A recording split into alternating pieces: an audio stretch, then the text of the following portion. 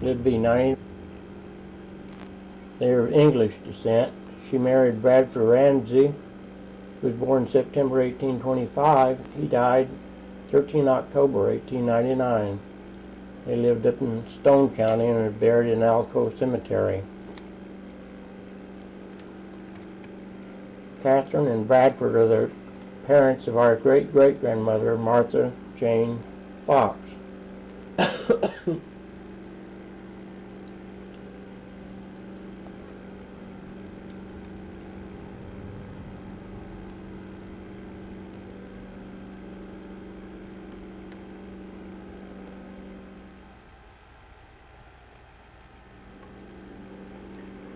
Here's a picture of Martha Jane Ramsey, who married William M. Fox. Martha Ann, she was born 6 June 1866, Izard County, Arkansas. William Fox was born 8 February 1883. They're the parents of Callie Ramsey, who married Frank Johnson, who's our grandparent, of course. Grandpa Fox had part of his jaw shot off by a man who filed for postmaster, and he didn't get the job, so he was a little disgruntled, and he hid behind a tree, and when Grandpa come along delivering the mail, he jumped out and shot him in the face. Grandma Fox is the first telephone operator up in Searcy County.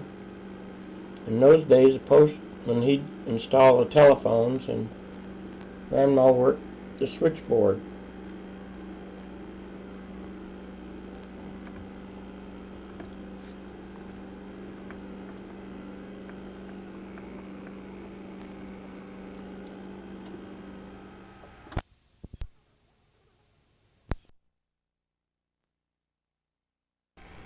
This is a picture of Amanda Jane Richard Hornish Ramsey and Amanda Jane great-great-grandmother Martha Jane's sister. Amanda Jane was the daughter of She Brad married Richard Ramsey, Hornish, who is our great-grandma Ramsey's sister.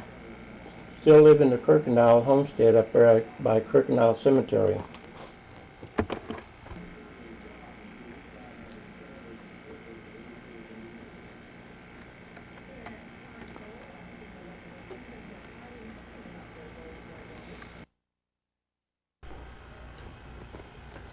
This is a picture of Grandma Fox sitting on your left at her brother's house.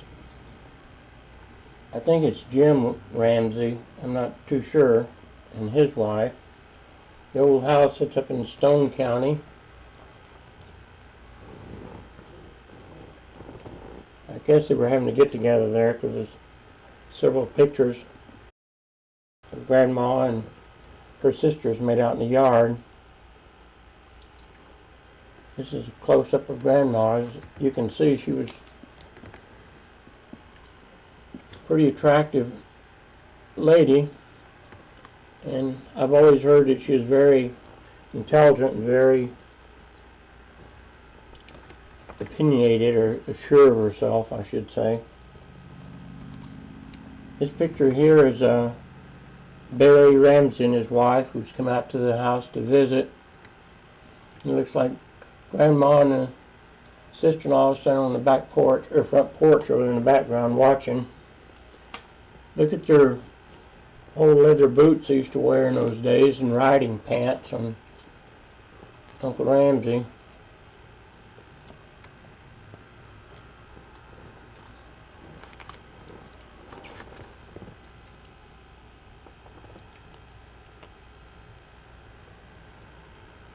This is a picture of Grandma's brother, Tom Fox, and his wife, Arvell.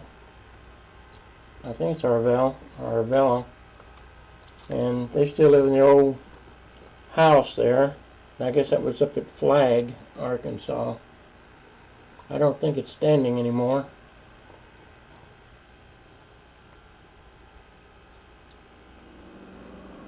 And here's a picture of Grandma and them. Looks like it's made out of Uncle Jim Ramsey's house. It's Uncle Tom in the middle. And I'm not sure if that's Grandma on the right or not. Here's a close-up of the girls later. Grandma's down in the right-hand corner. I mean, you're right. I'm not sure if she's dipping snuff then or if she had dental problems here. Most of the picture looked like she was dipping snuff or chewing tobacco. That one's not too much. It's probably just her features.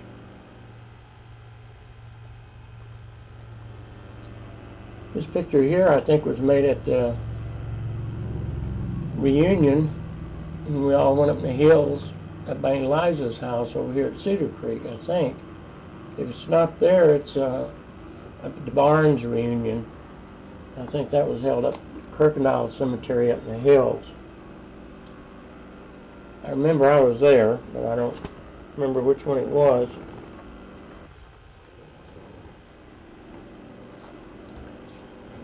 This is a picture of Aunt Emma. She married Will Morrison. Her sister also married Morrison. And Peggy, I think it's Peggy married Morrison.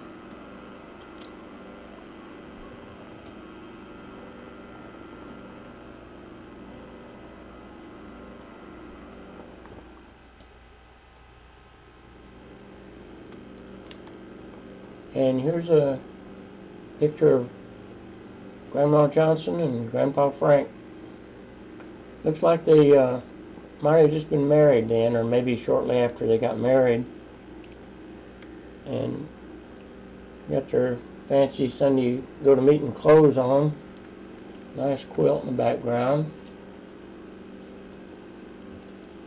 Nobody told me that his dad said that Grandpa was one of the most neatest persons he ever saw, and that he wouldn't even go out in the field and plow unless he had a necktie on. Well, if many of you remember that when he got up in the morning, first thing he had done, he had his hair combed and he had to be shaved. That was the first thing. And then he had breakfast. And I don't think he wore a necktie then, but he certainly was a clean and neat person. I think that's where I got my habit of always combing my hair, because my mom used him as an example or something, I suppose. When I got up in the morning, first thing I did is I combed my hair. Grandpa is a much better looking young man than I always suspected. When we knew him, he already had crippled with arthritis and was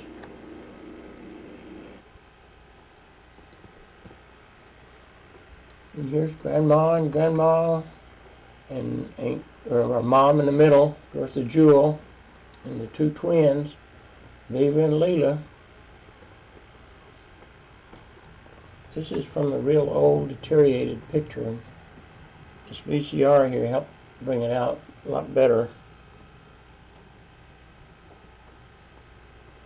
Here's a later picture made down in Plum Bayou of Grandma and Grandpa, and I really think Grandpa really looks Indian there. That nose and those cheekbones and that dark hair.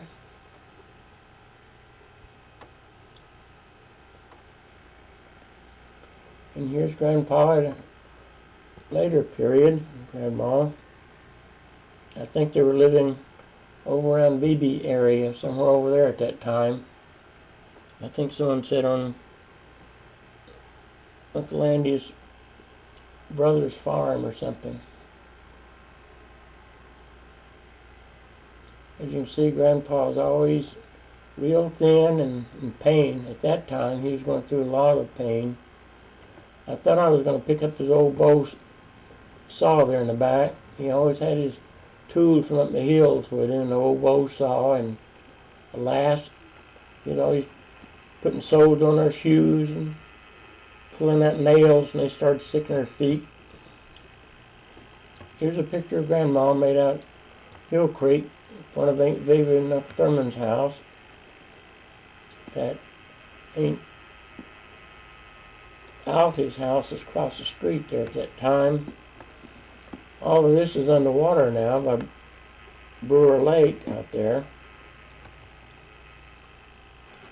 And here's a baby picture of our mother, Bertha Jewell, Grandma and Grandpa Johnson's first baby.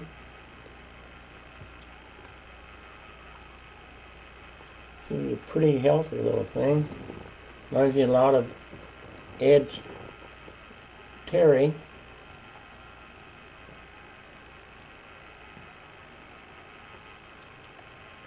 In fact, she looks almost like Terry when Terry was a baby.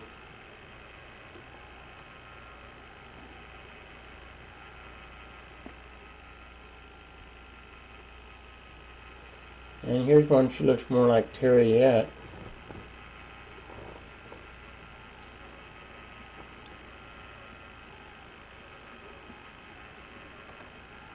You got Grandma to thank for a lot of these pictures.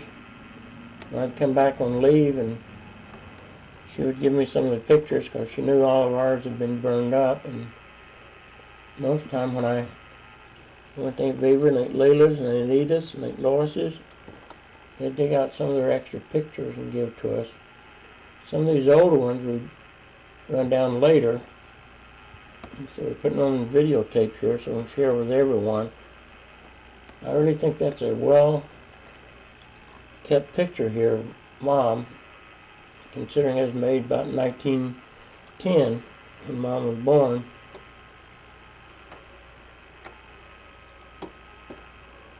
I think we inherited a droopy left eye in our family. It shows in Faye and several times, some pictures.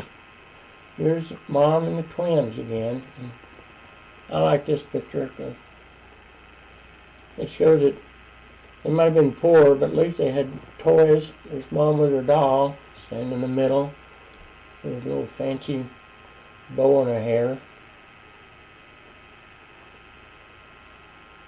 Mom was born in 1910 and the twins were born in 1912, so looks like twins are about 2 years old there maybe.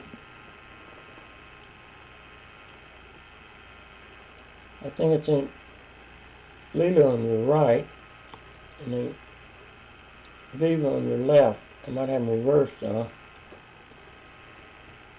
Some of you will be able to tell though.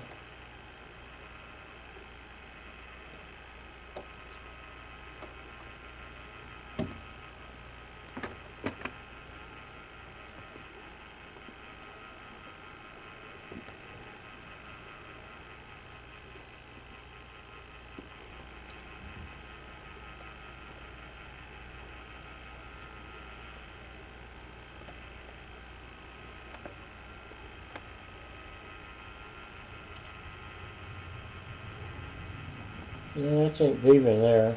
I'm sure a little bow in her hair. Fancy little dress on. Of course, all three of them, poor little thing, got scuffed shoes. Mom's looks almost like a painting there, where she has her feet. There's those strings that don't look real. They look almost like on a painting somewhere.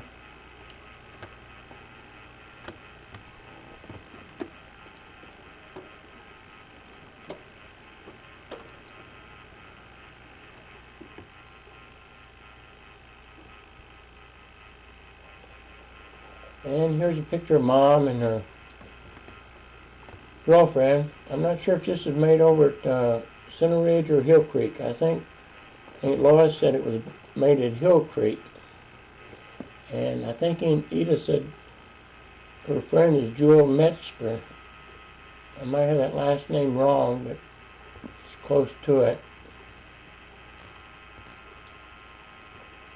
And I think Mom was only about 15 or 16 years old then, not very old.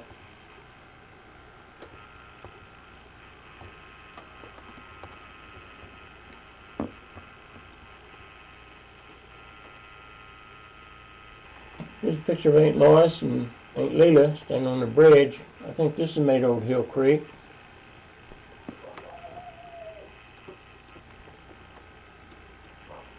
And whoever took the picture cut Aunt Leila's head off. That's the way the photograph is.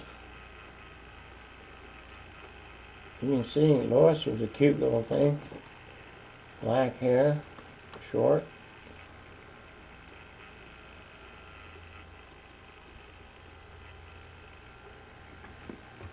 And here's a famous picture of all of us cousins crying in the sun. Boy, all those babies were crying that day. I don't know who that started off. I don't know if it was they were yelling at him or Gene patting it on the head. I remember that day very well. We were all out of Plum Bayou there across the river after the big flood, 1937, I think it was. And it might have been a little later than that. But St. Lucille, up there in your upper left corner, holding James Lee. Faye is over to your right, holding Frankie, our little brother. Here's Helen Jo McRoy. I always thought she was crying, but I think she's just shielding her eye. So I tried to zoom in on that, but well, I remember those babies were sure bawling, but I think Jo just might be shielding her eyes from the sun and didn't cry that day.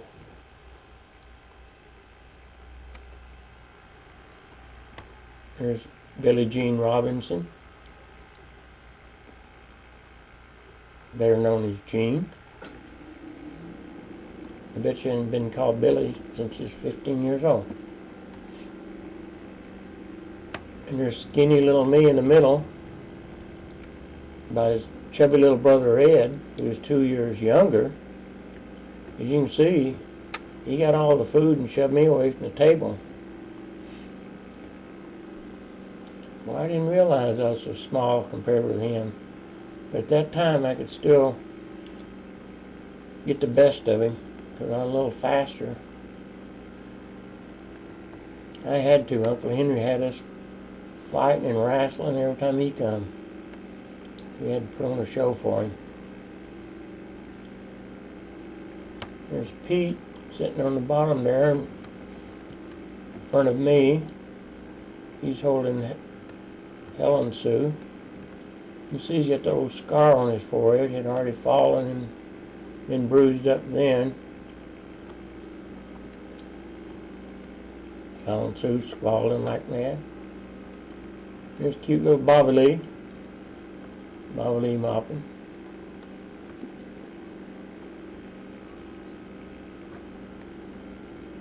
And here's Dub and Billy Ray. Billy Ray is squalling his eyes out.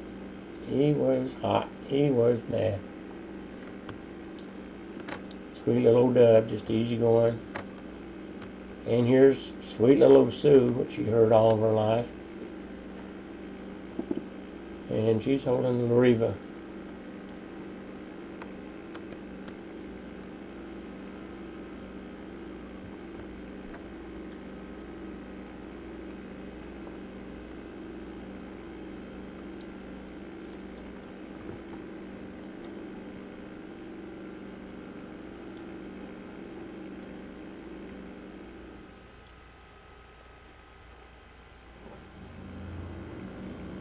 And here we are down on Plum Bayou.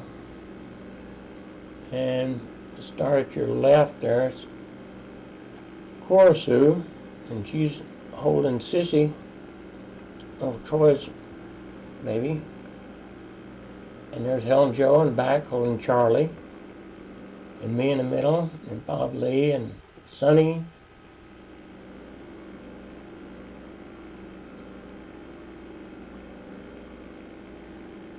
There's old Charlie there with Helen Jo. There's Sonny on the ground there in front of Bobby. And there's old Dub sitting by himself. We used to run those woods dry. We get down there, run wild like a bunch of Indians every time we get together on Sunday.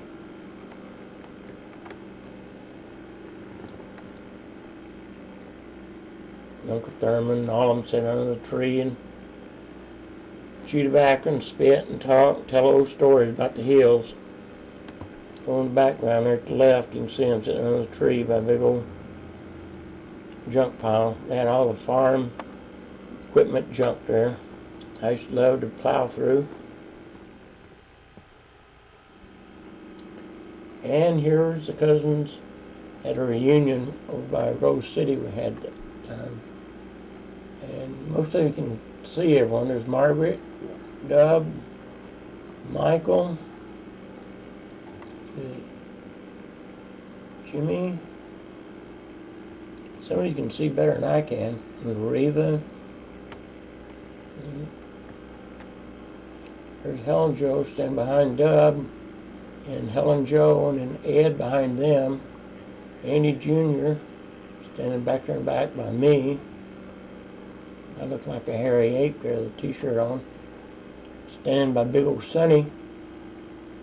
Standing by bigger Charlie. There's Sweet Susie. And Danny Wayne standing there with his check shirt on. Paulette. Sex Bomb. There's Sis Ellis Jr. And that's old Pug sitting there. And Jim Lee right in the middle. Well, Mike looks like Grandpa William Johnson when you see his picture. Or here Danny won. Every time I see him, I think they remind me of that picture, though. And here's what happens when you get these people paired up with somebody else. Population explosion.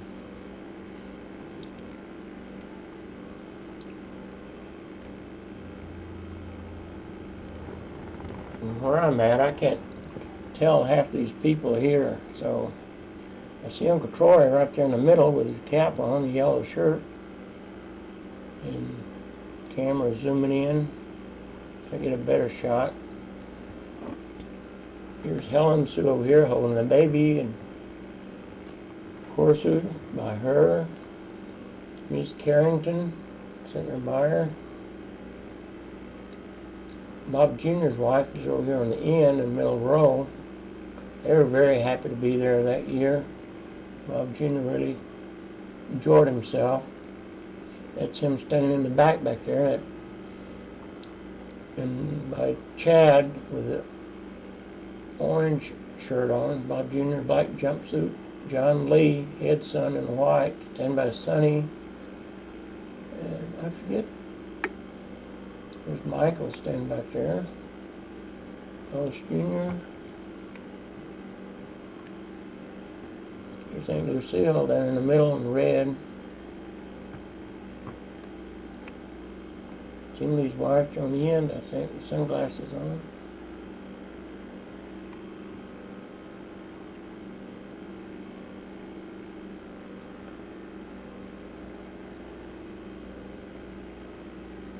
No, that's wrong. There's Bob Jr.'s wife standing in front of him. Who's this over here on the end? That must be... I can't recognize. Getting too many kids here. There's Aunt Lois with one in her hand, or her lap.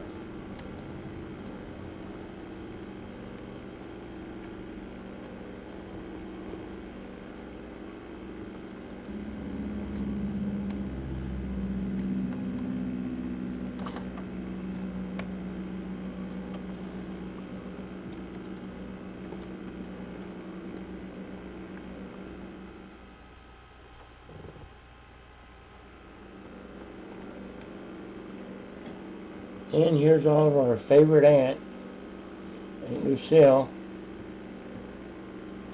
I remember that slack outfit she had on very well.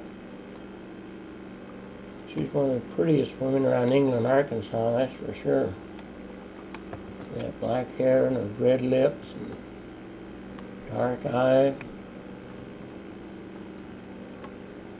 I think she was about 17 or 18 then, I'm not too sure.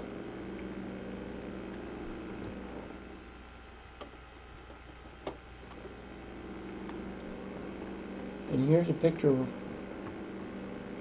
the Mopping boys when we lived up at Marlton behind Coy's store. That's me sitting there on your left in overalls with my pride and joy little iron piggy bank sitting in front of me like an elephant, which you can hardly see. Frankie, my little baby brother, already almost big as me, sweet little chubby thing. He's already caught Bob Lee sitting there in the middle, as you can see. And there's a lid in the back, holding our pride and joy little Joyce. Ed is always good with children, always. Joyce's favorite, that's for sure. You see the bricks stacked up in the back. We were always making houses and bridges and roads. I think Frankie and I was making that one.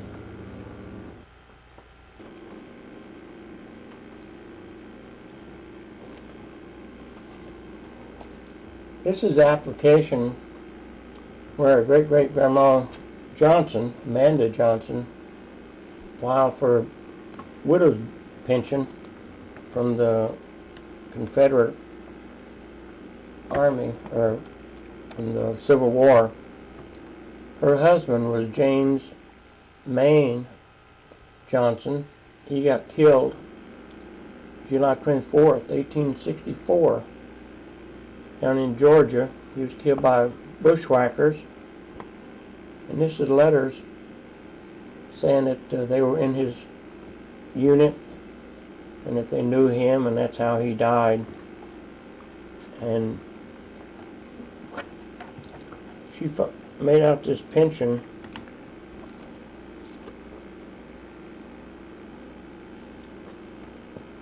on the March, it's approved on March 11th, and she didn't get the money until 7 years later when it was approved.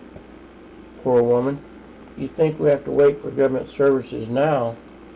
Boy, they really had their time in those days. And this is witnessed by Sutterfield and William Cooper. Some of these people are connected to our family lines. And this is a picture of Francis Kirkendall. I just recently learned that Lenora Hornish, that lives in the old Kirkendall homestead, there's a place, they have a new home there, about the Kirkendall Cemetery.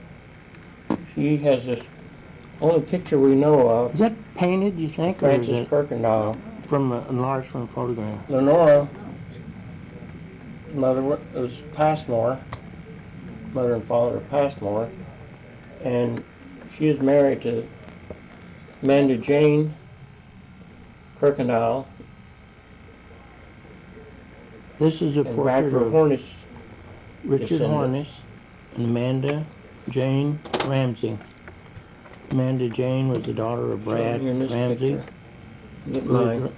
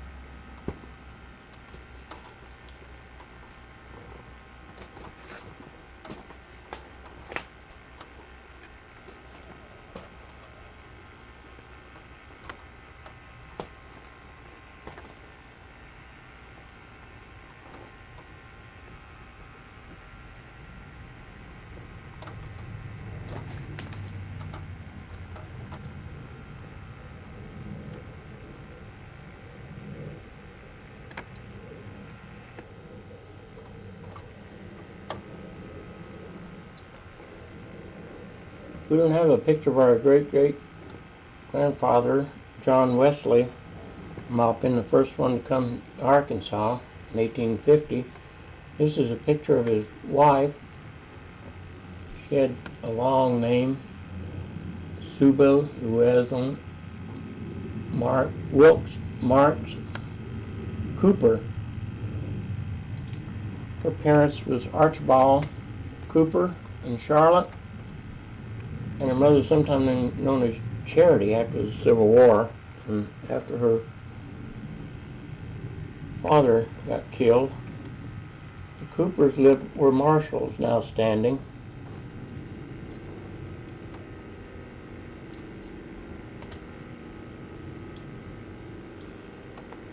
This shows John Wesley Maupin, born in 1876. This is our grandfather, and he married Harriet Ella McClure, who was born in 1880.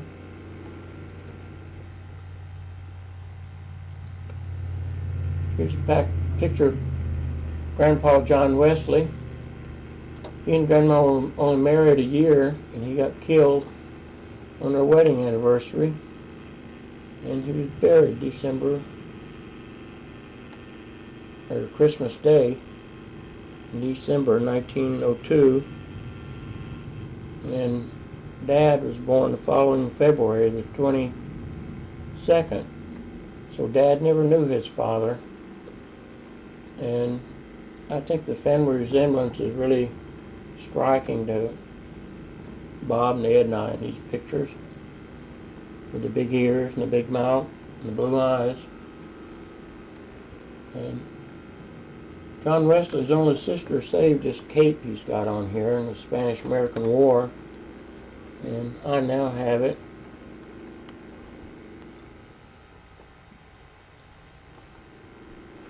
Here's a picture of Grandma. She is a beautiful young woman. This must have been made shortly after they got married. This is the only picture we have. I think Beulah has this, Dad's only sister. And I'm going to try to restore it or make a painting from it. But when I was little, I always thought that was a picture of a calendar or someone. I didn't realize Grandma was so beautiful when she was young. Here's Grandma when she was later. I guess she must have been in her 30s, because Aunt Beulah is just a young, cute little girl there. And here's her Oscar Curtis Powell. Here's my stepfather. Grandma looks like it might be Easter with her flower in her hand, and her little baby brother William.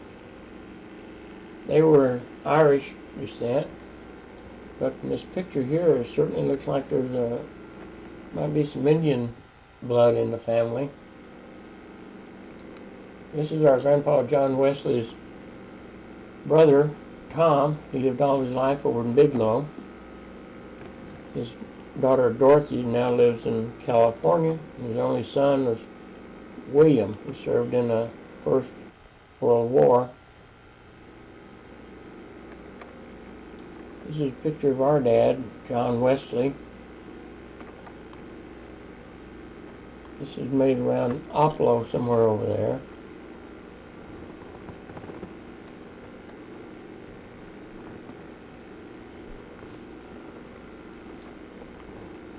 In the original photograph, it looks like you can see big old pumpkin vines in the background and everything, but it's like the dogs got a hold of poor Dad's hat, chewed it up.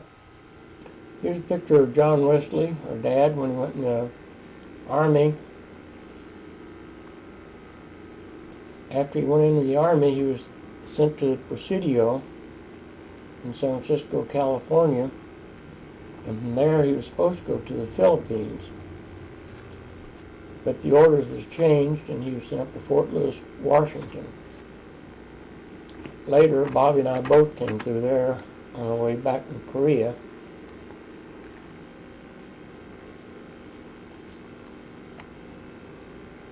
Everyone I talked to, and the women anyway, were always telling about how handsome Dad was. And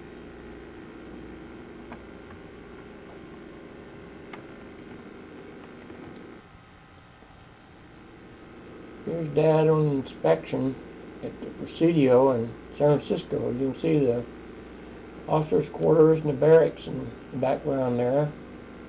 There's Dad standing at attention or halfway. Everybody's tent, that circle around it.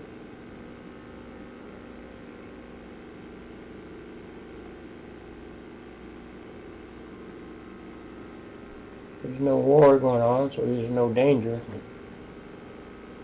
For a poor boy in Arkansas, he was doing all right. He was able to buy his dad a new Bible. He always said he regretted not sending his mother something, but here's Dad holding his buddy on his shoulder. I think this is maybe after he transferred up to Fort Lewis, Washington. And here's his son Ed holding his buddy on his shoulder over in Germany. I thought it was really a coincidence. I don't think Ed had ever seen the picture of Dad, or if he had, I doubt if he remembered it, but he's more like his dad than he thought. He had a strong back anyway. And here's Dad when he worked for the fire department at Fort Lewis. I think it's Fort Lewis. It could be Presidio, but I think it's Fort Lewis. This picture here is made over on the Arkansas River, Marlton. I think I was 6 or 7 years old. I think I remember that. Here's Dad standing by an airplane. Probably one of the pictures he sent home. Dad was always a terrific swimmer. Here he is with his girlfriend and her little boy. I think they're out lake there at Fort Lewis, or near Fort Lewis, some resort there. And here's Dad went off the high dive. He made those little dots there showing he came off that high one. But Dad really was a good swimmer, and he used to be one of the only men around Marlton that could swim across the Arkansas River. And he almost didn't make it a couple times.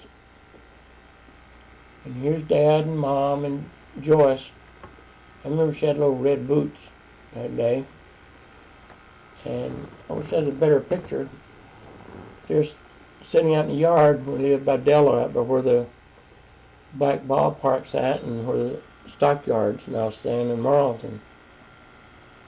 And this is Frankie's baby picture. I think he's making at a photo booth down at Marlton Park. This is Frankie later, made back down on Pombago, when we lived on the highway. There's Faye. She'd probably shoot me for making this picture. She always hated it because that left eye, I don't think she can help it. I think we inherited it. And here's me and Ed. Made a picture booth down in England, I think. I look at death warmed over there. Sucking eyeballs. And here's old Ed, made a little later. I think this must have been made about the time I left and went to California. And there I am, my hair combed, a baseball cap on.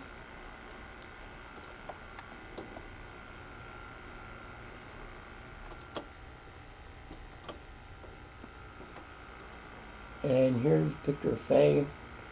She was a very pretty girl. She never thought so, but apparently her husband Jess and all the other men did, but she's very pretty. And here's a picture of Joyce that Mom sent to Grandma. And here's a picture of Frankie. I think this made about the time we lived out at Tucker, and Jess and Faye took him home with them, and Jess bought him those little coveralls and got mad because Mom wouldn't give Frankie to him. He really thought a lot of Frankie. Here's a picture of Bobby. I think this says school year 1945-46. That'd be down in England.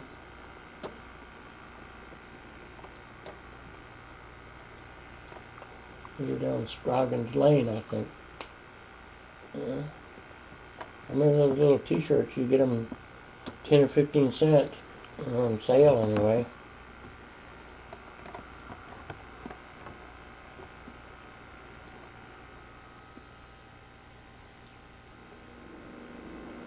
And here's a picture of Mom. She always hated this picture. I think she looks older there than when she died. The way they pull their hair down on her head, and you weren't supposed to have any curls, and you weren't supposed to wear any makeup, and you weren't supposed to try to look pretty. And here's a picture of us cousins made out in the front yard up at, I think, Beaver and Uncle Thurman's at Hill Creek. Ed and Pete in the back, me in front of Pete and Gene and Joe Albert Reed, and Lucille's stepson, and Cora Sue and Ellen Sue down on the bottom down there. We used to love to play out in that yard and go visit out there. There's me and old Ed sitting on a barrel. We used to walk those barrels all over the yard. Ed's already bigger than me, or still bigger than me, I should say. This is made the same place. When Uncle Thurman looks like a truck in the back. That's Mom. My stepmother cut off Harvey. And there's Joyce in front there. And Frankie's over to the edge picture to your left. And he's holding Harvey. Albert Ray is standing by Frankie, and Harvey Liddell standing between Joyce and Wilmetta. They were sweet kids. And in the back is Gene and Pete. Gene got her tongue stuck out as usual. Of course, I'm laughing. I think it's funny. And Ed in back holding Tommy, I think. And I think it must have been right after Tommy had polio, or just before. And here's the sisters. Enid's on your left, and Aunt Leela is holding Tommy, and Aunt Viva is holding, might be Aunt Leela's little girl that passed away. And here's Mom and Harvey and Rory. This is made down on past England down there where they got married. Stand in front of the house. This is made up by Marlton when we come and visit Aunt Leela and Uncle Henry. That's Uncle Henry and Ellen Sue standing there. Harvey, his hands on Frankie's shoulder. Ed standing back holding Tommy. And Joyce Dean in front. I'm standing back with my dog in my pocket. He was a mean little rascal. He wouldn't let anybody touch me. Right? Dub gave him to me, I think. But he was a tiny little thing. I think Harvey killed him. Little Pete down squatting down, all dressed up with his dog.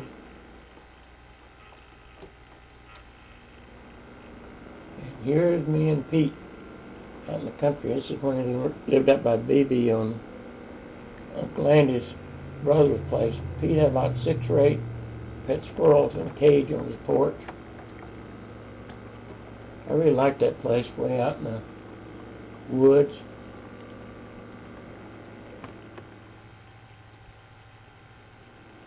And here's a picture of Bobby and James Lee, young kids. They really thought they were tough then, I bet. And here's a picture of Bertha and Lucille. Well, Troy's Lucille Johnson.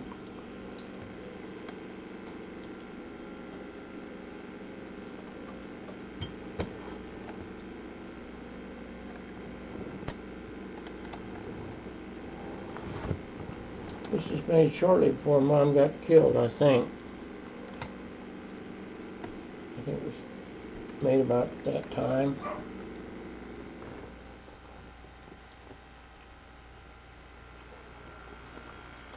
This is a picture of Bobby after Mom got killed in California. This is my stepmother Margie's grandson, Jimmy Myers, who lived right down the road behind us. As you can see, he's a lot bigger than Bobby. Bobby was 14 years old and he looks like a little kid. This is a picture of me and Ed. Ed's already got him a little coop there. Really doing great. And our neighbor kids, Wayne Branchcombe, sitting in the car, his two sisters. In 1946, Dad was still working at McClellan Air Force Base, and he had married Margie Hunt. Her husband, Boss, had died of a heart attack after they bought this 10 acres out in Citrus Heights. And they lived in a little shack about the size of a one-room house. And Harold and his wife Midge and Dad, Margie, and I all lived in there together. And Dad, he went down, he got some lumber on the credit, started building himself a house down on the corner of the lot. As you can see, there wasn't a tree or a bush in sight, just old hard pan, 10 acres, and all that nice clover grass and all those trees and bushes.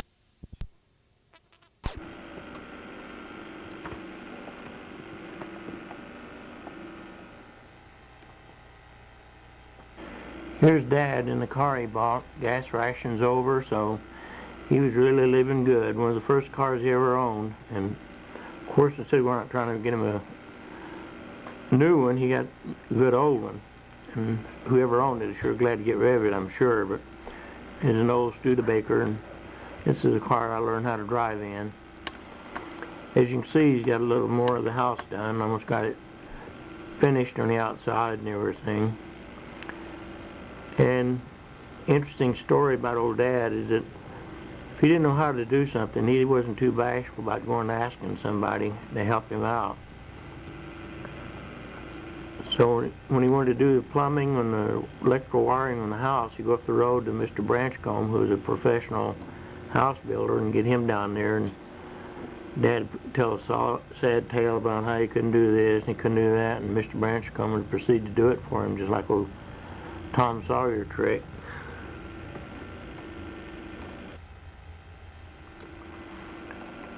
Here's Dad in the old Studebaker. I always liked this shot of Dad. He was really in good health and really enjoying his new house. Really feeling good, proud of himself. Getting back to Mr. Branchcombe, I learned something pretty good about that too. Mr. Branchcombe, he was from Missouri originally, and he sort of liked to look down on Arkies and Okies, and although they'd live in Oklahoma and Arkansas and all over the United States, it seems, he had that little stuck-up pride about not being an Okie or an Arkie, and he never let Daddy forget about good old Arkansas boy and things like that. But of course, I had read Tom Sawyer and some of the other books, and so I got a little more respect for Dad because I saw what he was doing without Dad, you know, bragging about it and telling me about what he was doing. But he really got Mr. Branchcombe to help build that house. This is a view of the house from Oak Avenue on the corner. As you can see, Dad's already put in some grapevines, something to grow real fast. We got a fence going up there.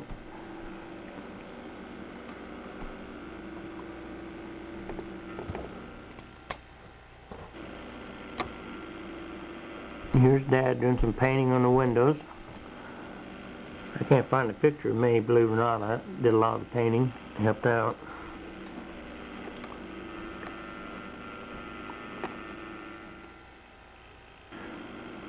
And Dad put on that artificial brick siding. I almost had a heart attack. I was almost ashamed to go to school. That was something brand new at that time. I couldn't understand why he didn't put nice little white shiplap on there like all the other houses. Of course, he didn't have the money as much as I thought he had. So that's why we got the tar paper artificial brick. And Harold's wife, Midge, and I, we sealed the kitchen inside because Dad and Margie both worked in McClellan. They'd come home so tired sometimes they wouldn't feel like doing anything except doing the chores and cook dinner and relax. So we tried to do that and help out. Midge and Harold had moved into the little house up on the hill. Here's Dad with the old-fashioned lawnmower we had. Boy, that sucker was hard to push. And we hadn't put in a good lawn yet, so just old wild grass at first. and it looks like it might be Carol. She was about that age when we moved in, just a little baby. I'll show you some pictures of her in a minute where I tried out my little camera ability, which is hilarious. As you can see, he's planting some climbing roses around the corner of the porch. And as you guys know, that's what eventually burned the house down. Here's Dad and old Barney and one of his prized New Zealand white rabbits, I think. You can hardly see it in this old negative. We always raised white rabbits, and that saved a lot of money in the beginning, but feed got to be so expensive. We had to cut grass to feed them, but it was worthwhile. Margie was real good about canning chicken and rabbit. Here's Dad sitting on his front porch, taking it easy on a Sunday. The only time he ever wore a tie. It's got to be on a Sunday.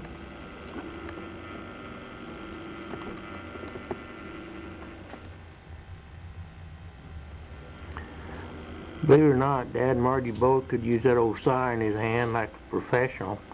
I guess they'd used enough of them when they were kids that they knew what they were doing, but they go out there and they could cut clover or cut grass, anything with that thing for the rabbits.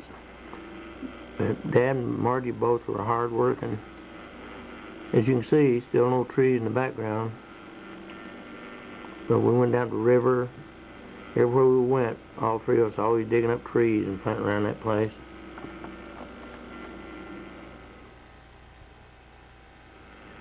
And here I am gathering one of our big old sunflower seeds. Just looking towards the creek on Carrick's ranch. And now today you look across where those trees are at and across the creek and you see tennis courts and big old condominiums going up, and Dad's little old corner lot there is probably worth a couple $1 million. This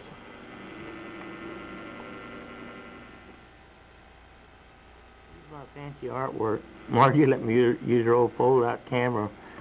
Now I really thought I was going to be a crackerjack photographer, man. I got Carol wrapped up in all this fancy little cloth that Margie and Lorraine had or something, trying to make her look like a little Hindu gal.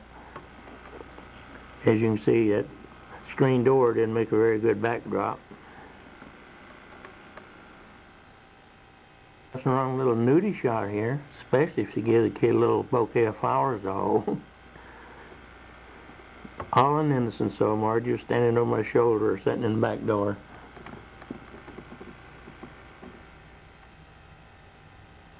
I really get creative. I climb up on a fence post, take old Barney's picture. He is a good old dog. This is Fred's dog. I don't remember his name, but this is looking up towards the hill, towards your neighbor's house. Up there at those trees were some part of an orchard that was on our property, some grapefruit trees and cherry trees and orange trees. And I really love those grapefruit. Being a poor boy from Arkansas, I never realized I'd like grapefruit. As you can see, Dad and Margie got some ground plowed up, ready for a big old garden. This is Chico. He was part Chihuahua and some kind of mix. My school teacher gave him to me. And he was a smart little dog. One of my favorite dogs. He got run over right about on the road, about where behind where he's standing. But he was sure a good dog, good little watchdog. If you didn't watch him, he'd bite your leg off. Margie's favorite thing was raising cows, and she was really terrific at it. She'd go to those little local dairies and get a drop calf free, or she'd go to the Roseville auction, maybe give $10 or $15 for one, and come back and raise up like this beautiful cow here and get top dollar for it. The reason Marty got top dollar is because she never figured out the price of the feed, and that come on Dad's bill, of course, over at the store. All the arguments I've heard about that. Every now and then she'd break down and give him some money for feed, or she'd give him part of it and promise to give him the next time she sold a cow. You know, they argued about that feed bill all my life.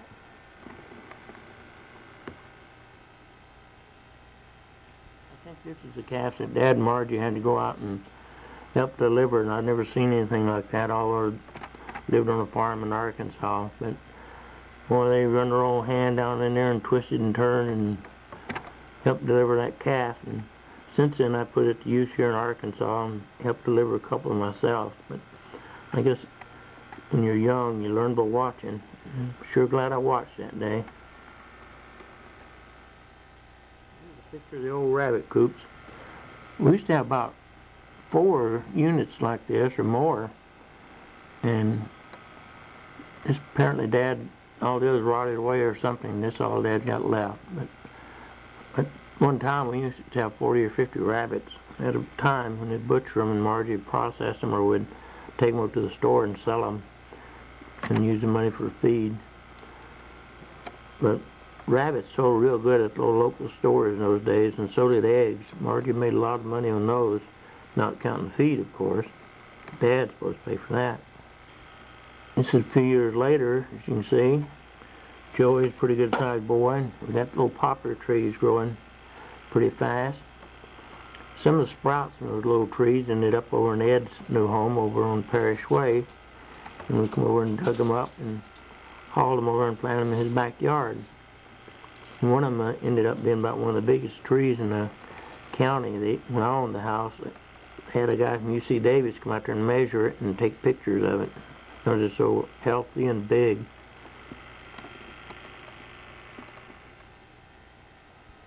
I think one of the greatest things Dad and Margie did in their life was probably adopt Joey. He really gave them a lot of joy, and they got him. He never really had any clothes on, just wrapped up in an old rough GI blanket, laying in a low apple box up in the hills there. And he knows the story, so it won't hurt his feelings, but his mother just gave him away like you would a puppy dog or something. And I know that he had a much better life than if he had stayed up there with his mother's people. But Dad and Margie sure loved him, and we tried to give him all the love we could.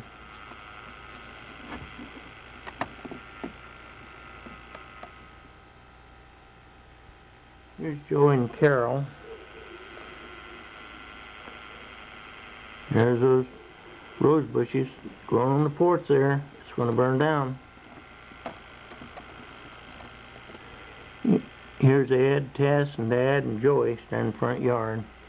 This is right after Ed and Tess got married, and they lived there with Dad, I think, until he ended up going in the Army. This is a picture of Ed's little coop that he had for a short time. He had 2 little cars right away after he got out to California. I think Dad helped him with one of them. When he showed a picture of all the little Branchcombe kids on it. But I think we're up Lake Tahoe on this one here. But we took some trips around the country. Our favorite thing is driving up the river or lake. Here's Dad. Got him a real expensive tiller there. Really good making garden now. That was his favorite thing, making his garden. Of course, he knew when to take a break, go to the river and relax too. When I first went out to California, our favorite thing was driving out that river and walking along the rocks and going swimming underneath the bridge. Never had any idea that he'd marry Margie and would move out there. Later, he took Joey camping over there on the river, back behind those little ponds somewhere all the time. He loved to go out and fish and just lay around. Here's Lorraine's boy. Looks like he went with Dad that day. Now there's a big teenager.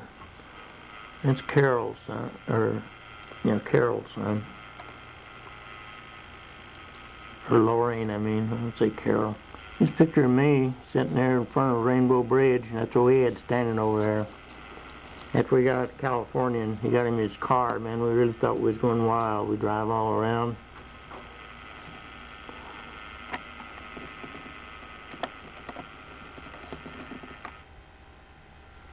Here's a Ed on Rainbow Bridge going into Folsom. Now that's a National Historical Landmark. Still standing, although they got a new bridge going over. It is a beautiful bridge from a distance. Over to your left, they built a dam, and Folsom Prison sits up there on the rocky hillside.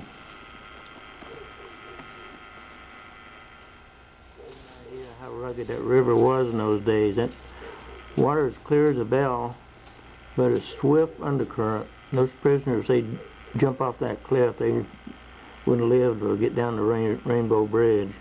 There's too many rapids and white water. This picture here must have been made about 1955 after I come back from Japan. As you can see, we got a lot of trees along the road there. There's willow trees. I planted them when they were about 6, 7 feet tall.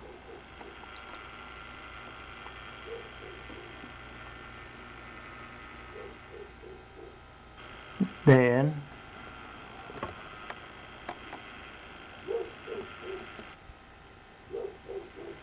And there's Joey, as he was known then. Now he goes back by his birth name, Larry, of course. He was a healthy little rascal.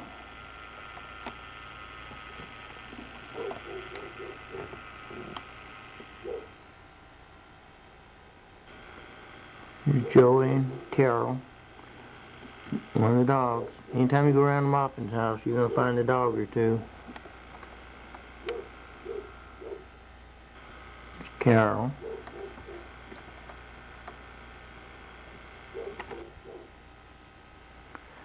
Here's Carol's and Harold's little boy. Harold had built a house right behind Dad and Margie, between Lorraine. Margie had already given him that little house up on the hill, and 2.5 or 5 acres, I forget. Anyway, he sold that off, so she ended up giving him a lot behind her. Here's Dad and Larry, all dressed up. Probably going to the movie. It's my own 1949 or 54. As you can see, we sure got the trees on the road. Every time they widen the road, they take it off of Dad and Margie's property, though. Cut down trees and bushes, and we have to start all over again. I remember I took this picture of Larry standing by the side of the house. Margie's peeking out the corner of the window there, curtain watching the whole time. I guess she's scared to death. I was going to tell Larry he was adopted. I always was sure I would never mention it, but she watched me like a hawk. And it certainly was me that ended up telling him he's adopted, but they made a mistake by not letting him know when he was young. Another picture of Larry. Happy little kid. He's getting a little older, looking like a little young man here. And I took this picture of Larry one day when we went to the store.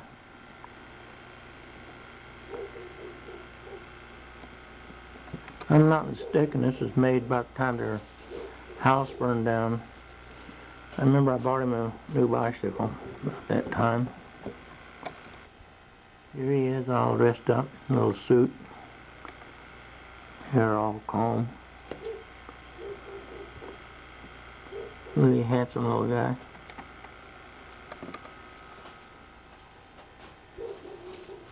Here he is a few years later. I think he must be about 7th or 8th grade then. I always liked this picture of him. It's a really good one. I think he's got most of these pictures now. After the Dad sold the house and Margie passed away, everything just disappeared. And here's his graduation picture.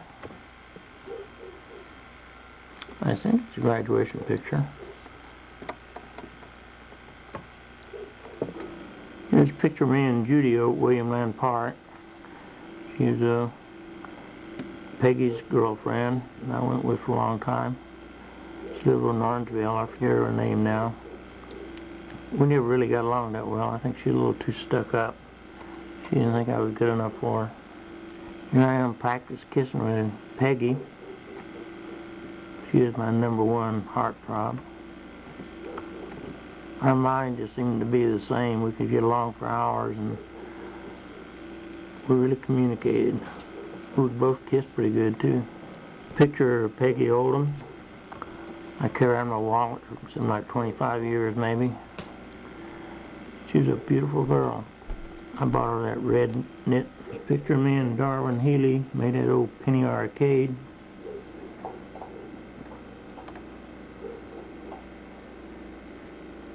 Here's Darwin, made at Penny Arcade. We were best friends for many years, even if he did marry Peggy.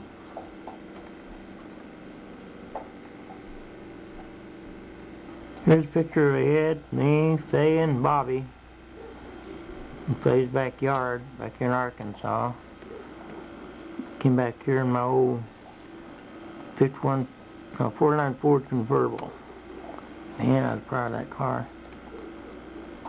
At that time, my job at the grocery store, I was making $95 a week.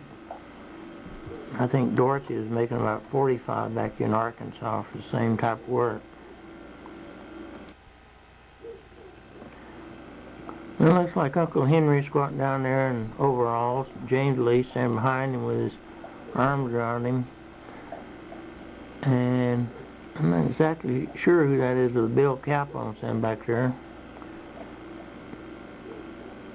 That's Bobby Lee leaning back against me in the middle. And Jimmy Lee Martin with a leather jacket on. And then Dub. And Uncle Troy standing up there with his little boy Sonny standing in front of him. In the Air Force in 1951. I got out in 1955 and Dad's house had burned down. He's trying to burn those roses down off the front porch, and apparently one of the dry stems went underneath the house and burned the old house down. So he went and got a loan. This is a new house they were building in 1955 when I came home.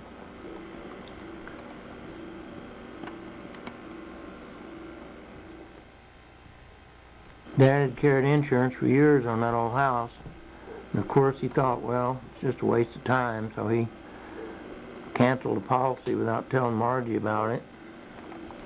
He found out that it was pretty expensive to build a new house, although at that time it was cheap. I say cheap. That's cheap to rich people, not cheap to poor people like us. Here they almost got all the framing done.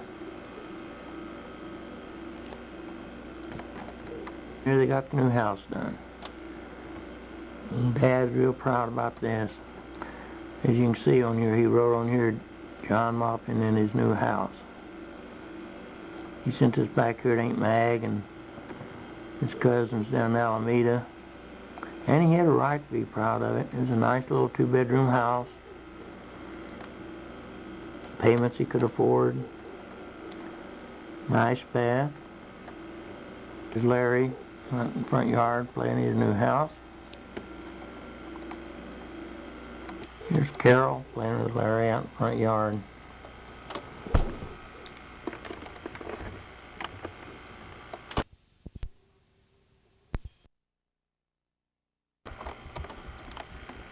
Knife run through the poor kid. Larry, pretty good actor there. Here's Margie, new house. Here's Dad. Bathtub. Margie sneaked up and took his picture. I guess they were getting old and foolish then. We're lucky Dad didn't stand up though. Here's Margie. She said she was sitting there combing her hair and Carol sneaked up and took her picture. She's still got her comb sticking in her hair. She and Dad sitting there watching TV. It was her favorite pastime. Here's Margie and Carol sitting on the couch.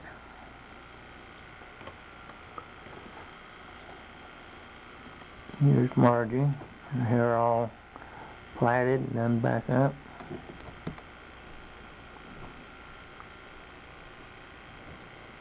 Here's Grandpa with Robin and Bob Jr. They used to come and see Dad and Margie now and then, and Dad and Margie would babysit for them sometime, not very often. They would have kept the kids if they could, but Margie, she loved kids. Dad, Bobby Lee, and Bob Jr., Bob, Nancy, Robin, and Bob Jr. over at Dad's house. Here's Larry holding Robin and Margie holding Bob Jr.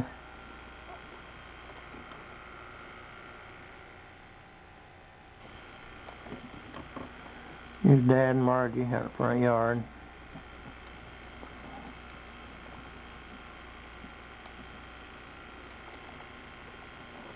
Dad and Larry sitting out by the peach trees.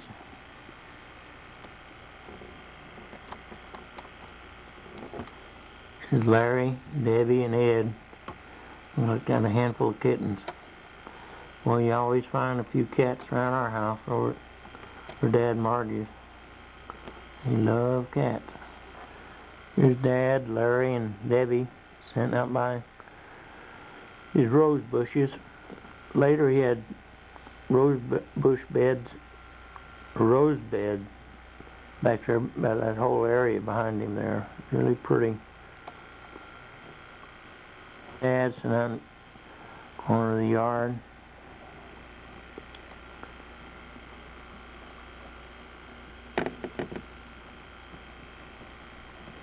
A view of the front yard and all the willow trees we sit out and more later. And it's really nice in our front yard in the summertime, that hot sun beating down. You always had those shady nooks in the yard with flowers on the ground and climbing roses in the trees, sweet peas growing all over the place. They really made a nice little country setting there in an old, dry, hard pan piece of dirt. It's Jimmy Myers, Margie's grandson, Carol's son, or Lorraine's son, Carol's brother. I think that's about the time he got out of high school. I don't know if that's my 1954 or his. I think it's mine, but I'm not too sure about that. I had one. I forget what he had in high school. Jimmy and Margie.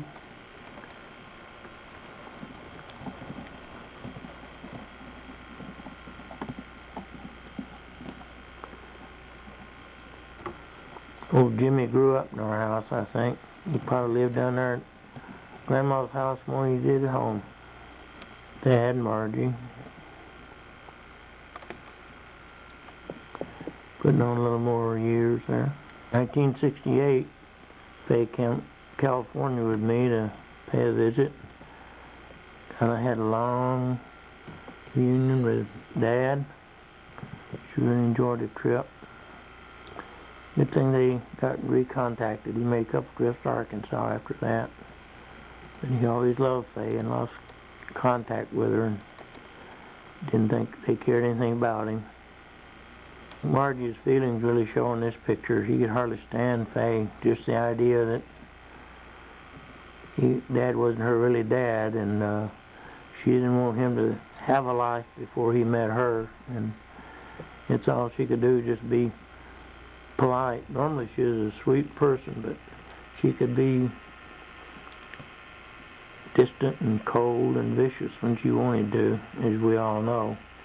But I think her feelings showed her about Faye. She certainly wasn't affectionate with her. There's Faye and Ed sitting on the couch over at Dad's house.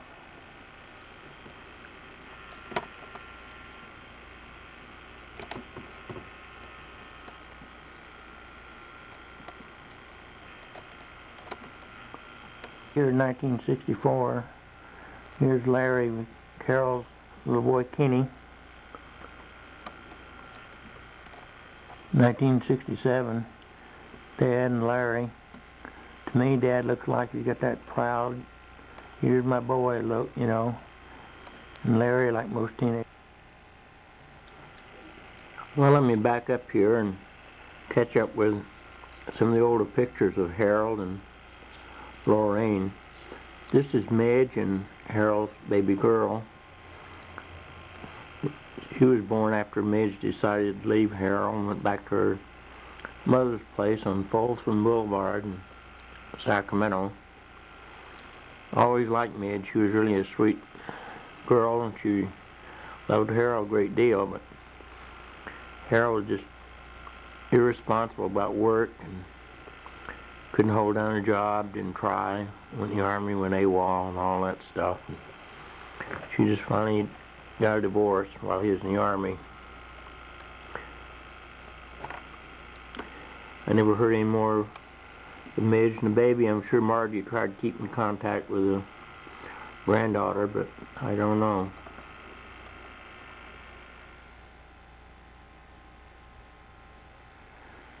This is an early picture of Harold and Lorraine back in Arkansas before they came to California, feeding the old Jersey cow. Let's see if I can get this a little closer on Harold. Probably get a little blurred here. He had quite a vivid imagination, so did Lorraine, but he admired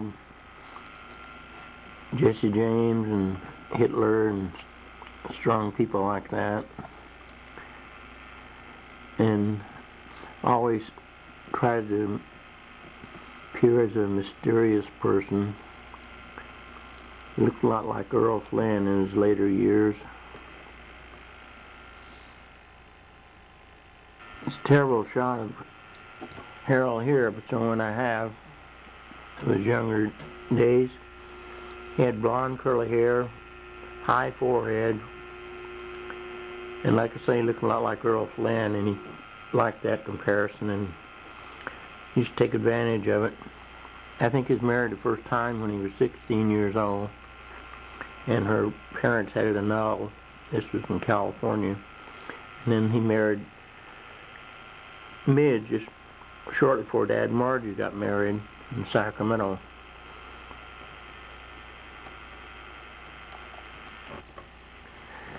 Here's Harold and Marta. I don't know why he married Marta, except maybe because she was German and had a heavy accent. And Harold always liked his German ancestry. And Marta worked at a drive-in over in Citrus Heights. And of course he went for that accent, I think. But they married, and he finally built a little house down behind Dad and Margie's. And started having one kid after the other. But he was usually unemployed and always blamed it on Dad or something.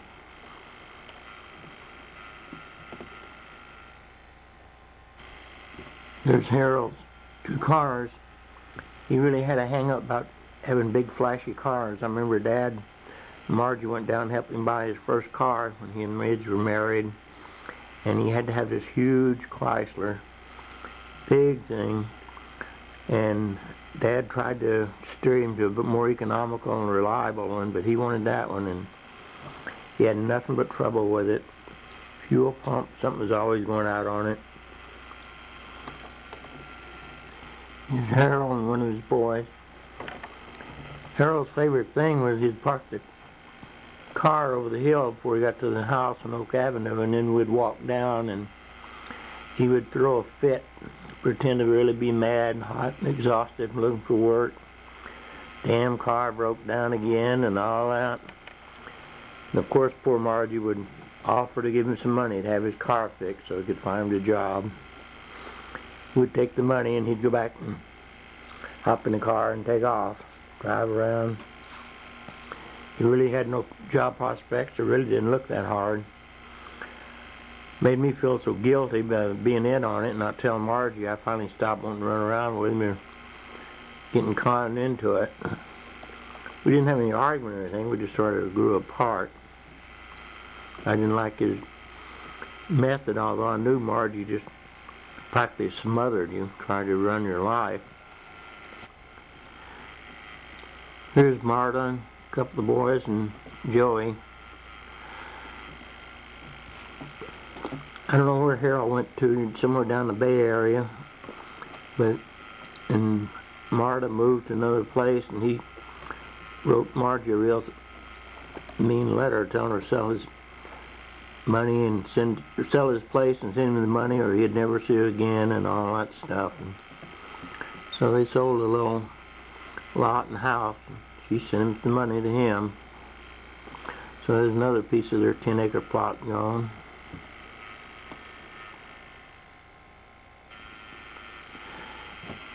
Here's Margie and Harold's first son, I think. She loved having those kids there in the backyard, having them close. Although they weren't there that long, she loved them to death.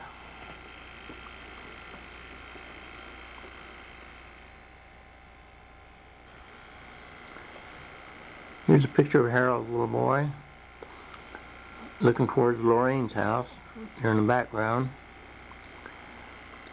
Took Lorraine years to get her house fixed up because her husband Fred, he wasn't very handy as a carpenter. They didn't have the money to hire someone to come in to do it. It took them so long to get it redone that the back kitchen rooms and had been added onto it and just frame put up finally rotted away and had to have the whole thing redone.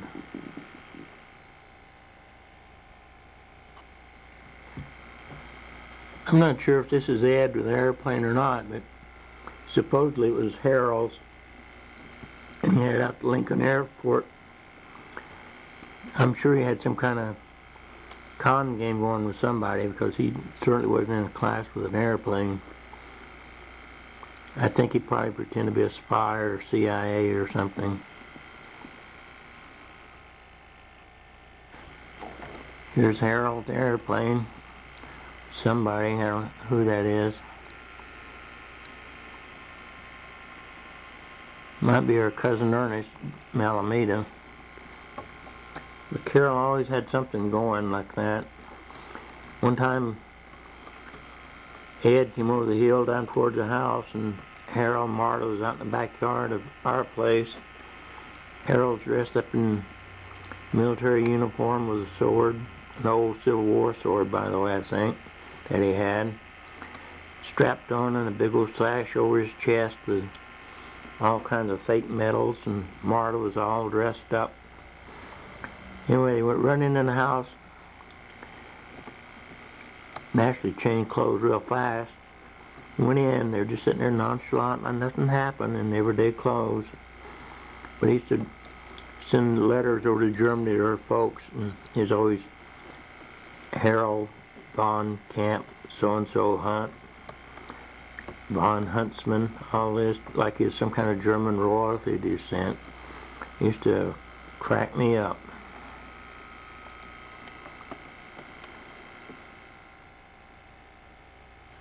This is a picture of Margie and her daughter Mildred. I don't have any more pictures of them, but she and her husband worked at McClellanville also, and they used to come over and visit us a lot. They just had girls. Mildred had a slight mental problem. She and her mother at each other's throat years later constantly. She'd call up on the phone, threaten her mom. She was a weird person.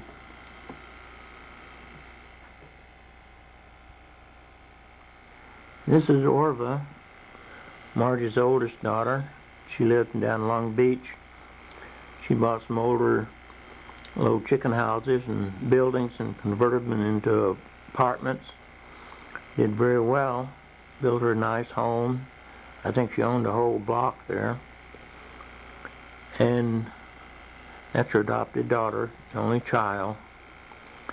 As I understand the story, when she got to be a teenager, she wanted to look up her biological parents, and Orva told they were just no good sharecroppers or transit farmers and no white trash and all. Anyway, they had a falling out because her mom hadn't told her she was adopted.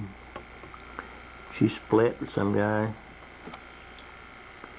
Orva never visited, but she wrote her mom almost weekly, and never mentioned Dad, just like he didn't exist and like he was some crumb. Then when she finally came up and met Dad, she liked him.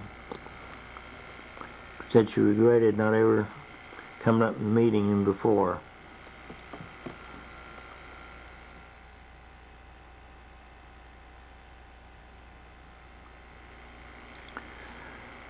Here's Jimmy and Joey, looks like. Maybe one of Mildred's daughters, or Carol. This is out back of the house where they're trying to add on to it. Looks like he's tried to paint it up and fix it up. Poor kid, his entire life is spent there with that couple rooms, maybe 3 added on the back, never finished. They finally got the outside put on, still couldn't get them finished.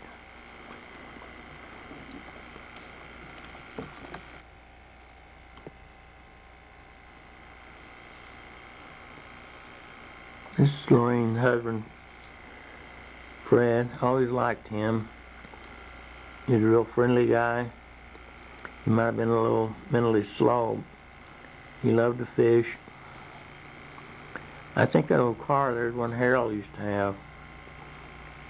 Anyway, he's always having trouble with it. Made in their front yard. They're behind Dad.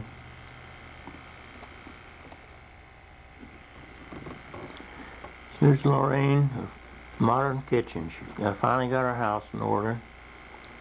She never did get it fixed up outside like she wanted it. Maybe she has now. But at least she got fixed up on the inside nice. Lorraine was a hard-working person, and for years and years she worked in Sacramento at a low-paying job. She'd always come home with loaded down used books. She had a huge library. She was my source for everything. I could read anything I wanted. She had quite a weird imagination sometimes, but I related that as a teenager, and we had a lot of long conversations and enjoyable talks about what ifs and ancient history and all that type of thing. She deserved much more than what she got out of life.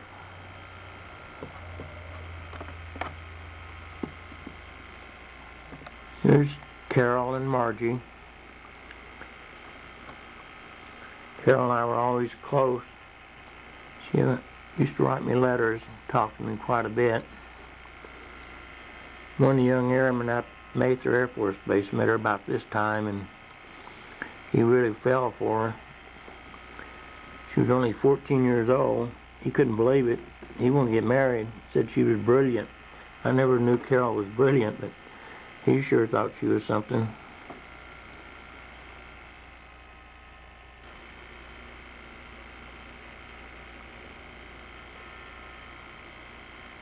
Carol sitting down at her house. Looks like got new windows in and getting it fixed up there. Carol and Dad down at Dad's place.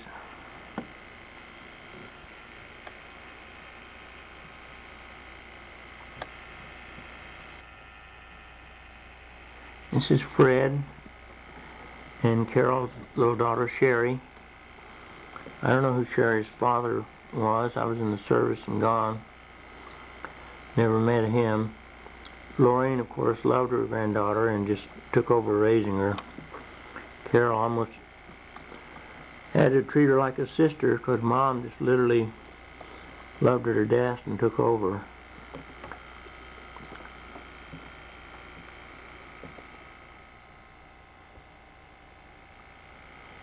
Carol sent this picture to me while I was overseas of Sherry. She's very proud of her little daughter.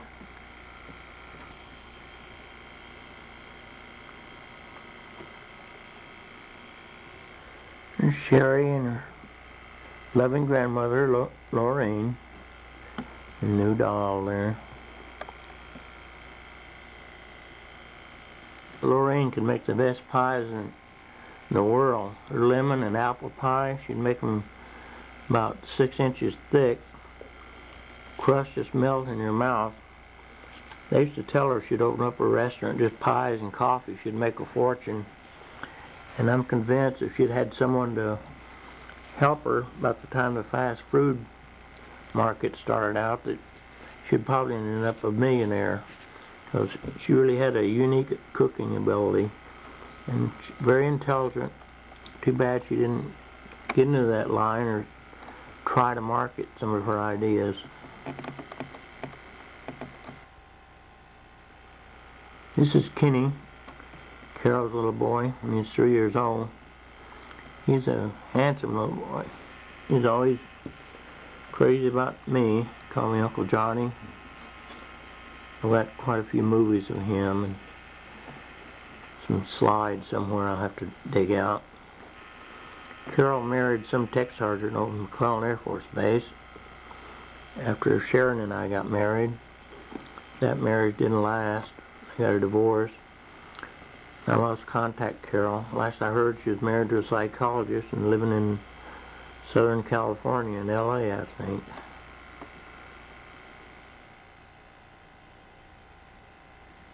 This is a picture of Joyce Prater. I went to school with her, San Juan.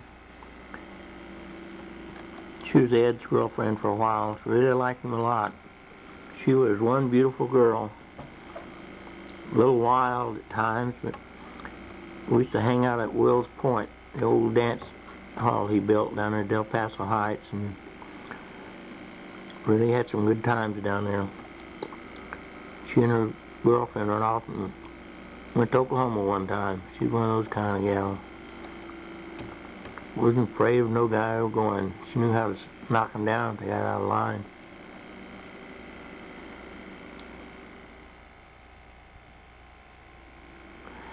Here's a picture of me and my girlfriend Rosanna down at Wills Point.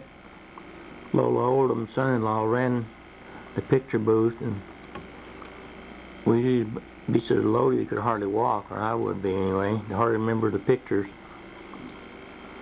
Our big ambition at that place was to get a fake ID where we could go over into the beer part and sit down and have a beer like an adult.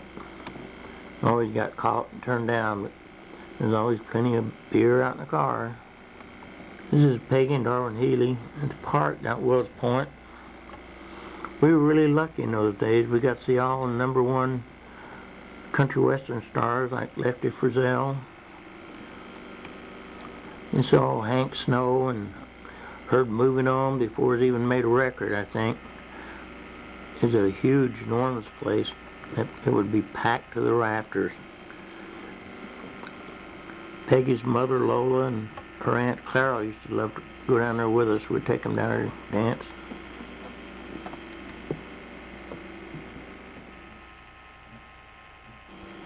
Here's proof that she liked to go down there. There's Lola and me down at Wills Point. I'm getting ready to go to Japan, 1952. Already homesick and ain't got my foot on the boat yet. Here's a picture of Mitzi, made about that time. She came out to California from Kansas, visited her sister, who lived in Roseville. She met Bobby Oldham. They got married. She never returned. Real sweet gal. Always one of my favorite people. She never did drink, by the way. All of us used to like to drive up in the mountains, Lake Tahoe, in those days. It's something to do, get away from the little small town of Roseville and Citrus Heights. Plus, we'd all usually have a case of beer or something, have a party on the way or stop. Maybe we wouldn't be able to gamble. We always liked to go up there and just drive around, if nothing else.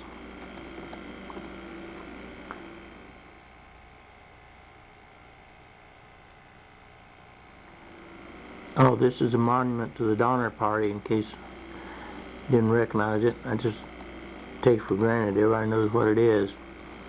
This is where the Donner Party was snowed in and for the winter, and ended up, some of them had to eat some of the dead bodies to survive before they could make it on down to Sacramento in the valley. Darwin and I were always competing on photography or building bookcases or whatever. Well, not really competing, but we both had the same interest. This is a shot of Lake Tahoe that I like. Plane coming in at Lake Tahoe. You could rent it, flights on the seaplane, go up for a tour.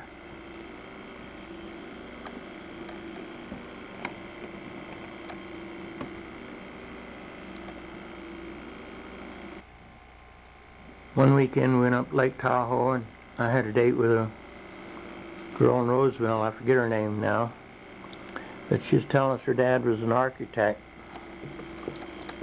and that he built a famous hotel up at Lake Tahoe. Of course, we really didn't know whether to believe it or not, because her home and background didn't seem that category. Before we got to the famous hotel, she told us to make a hard right here at this driveway. And we make a hard right and go pulling up this long road going up to this huge house sitting here. And she told us this is Henry Kaiser's estate, summer place up at Lake Tahoe, that her dad designed, built this. And she knows him very well. And we go, oh, yeah, sure. We were a little apprehensive, but we were beginning to believe her because she seemed to be very confident. Out of the car, here comes an elderly white man, and he pulls this old Southern act like, well, little Miss Annie, sure glad to see you. What are you doing up here? And run up and give her a big old hug, and big old Great Dane dogs come jumping across the yard at her and slobbering all over her. So we sort of ate crow, and sure glad we didn't tease her because she knew what she was talking about. She knew the Kaisers very well. So he said, no one's here, but make yourself at home and show your friends around, which she did. Several houses on the place. The caretaker had a big home. There was a couple of apartment-like buildings for guests. This is a building at the boathouse, the back part of it, and inside it's built up like an English pub with mugs and anyway, a well-equipped bar. Real beautiful place. One little private dock on the other side of the boathouse, or one of the boathouses. As you can see, there's two of them sticking out there. Must be terrible to be so rich and not even have to have anyone living up there. Here's one of the other boat houses, one of the boats sitting there, which we didn't use, by the way. I wonder if we could have. It's a view of the bay from their ramp or dock. It's not us in the boat, unfortunately. Some lucky people come zipping by while we were there. This was made back in 1949 or 50, so you can imagine how that's all built up now. There's probably casinos sitting all along the shore over there, or condos. Nothing like this now. But we were lucky. We saw it when it was back in the simple, almost primitive village stage. Only 2 or 3 casinos were there at that time. Oh, here's me and Peggy at Wells Point. I think this must have been about December of 51 or January 52 before I went to Japan. Bob and I were going to go in the Army together since I was going to be drafted. So I had to come back to Arkansas on the last visit. When I got back here, I decided I was going in the Air Force. I didn't want to carry a backpack and wade through all that mud. Bobby had already got antsy, and he went down, signed up. Here he is at Fort Ord. He got sent to Korea. I went to Oklahoma to tech school, clerk typist school, and got the shipment to Japan. Of course, we thought we was going to Korea. We didn't know any different until we got to the Bay of Tokyo. Started to unload at Yokohama. Sent some of us on one side of the ship and the others on the other. So Bob's in the Army, going to Korea. I'm in the Air Force, going to Japan. This is Lola's niece, Joanne. Her name was Joanne Russell at that time. She was Clara Rankin's daughter. She had a good job at a bank in Sacramento. She loved to dance. She was a country western girl. She wore boots, jeans, loved horses. This is a buddy of mine, Glenn. I forget his last name. He's from Oklahoma, was Joanne's originally home state. So he came home with me on leave. We really partied the whole time he was there, and he really liked Joanne quite a bit. This picture of Bob he sent me when he was over in Korea. He was Van Fleet's driver for a while, and I think he's a medic most of the time, but he was too young to be over there, and so he was ready to come home. So I wrote to Congressman Sparkman in Alabama, in our area, and we got Bobby home because two sons were supposed to be in the same theater of war. So I told him my little brother was too young to be over there, and he's ready to go home. I'm a dear old lady in Roseville, California, who was a friend of mine, my grocery delivery days. She took Bobby under her wing and let him stay there after he got home. I think she might have wrote a couple letters, helped him get home too, I'm not sure. But my boss over in Japan was the one who told me that they couldn't keep him over there, that there was a law saying that two sons couldn't be in the same combat zone. This is one of the headquarters Bob is stationed at over in Korea. I'm just going to flip through some pictures here he sent to me from Korea.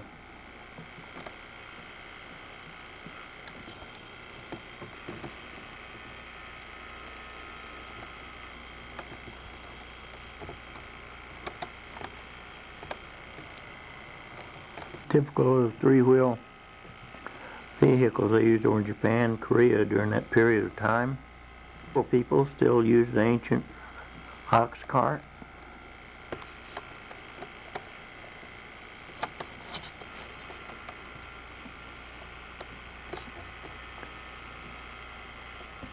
One good thing about a good old ox cart, you don't have to really drive them, they just follow you along.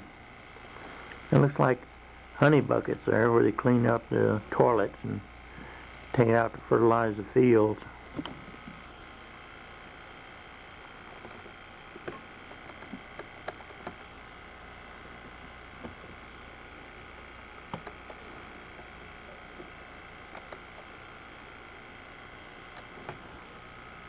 It's hard to believe that South Korea is now one of the economic powers of the world. It's a good thing we went over and helped save that part of the world for those people. I know a lot of them appreciate it. Same thing was tried in Vietnam. Christian southern half was lost over there, but at least it was saved in Korea for the time being. Here's GI camp in Korea during '52. It's hard to believe that when I was in Vietnam in '69, South Korean GIs were over there buying me beer. They were very happy to buy American GI beer. It was really a unique experience. Some of Bobby's bunkmates. Old Bob got that pistol on, man, loaded for bear, ready to do battle. Westman is a good buddy, sort of looked after him. He's in a lot of his pictures. The Korean boys that the GIs adopted and took care of. A lot of little orphans over there. Priests sing services.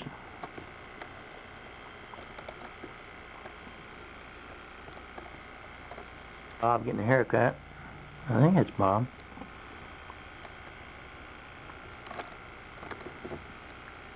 Yeah, that's him. Another one of his buddies. This guy looks almost Russian to me.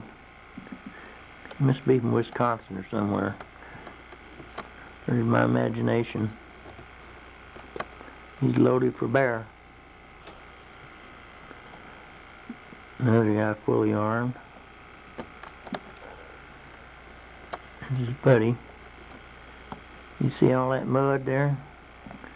You see all those heavy clothes? Now you see why I went in the Air Force? Here's some of his buddies that went to Korea.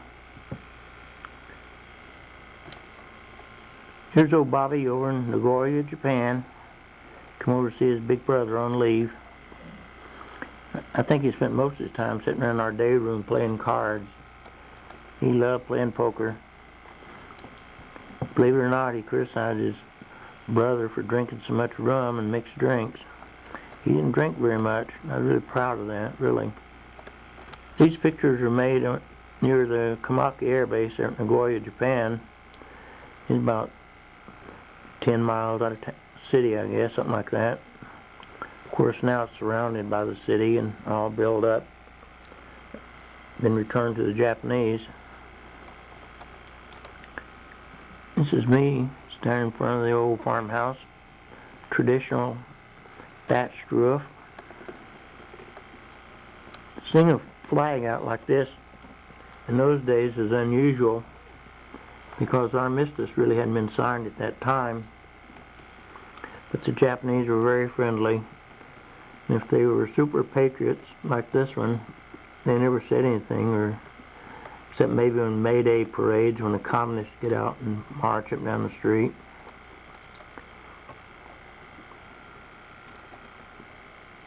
Here's Bobby standing out at the end of the road to the aerodrome, watching women bring in the rice harvest. Scooters were the main mode of travel for most GIs and Japanese over at that time. Very few cars.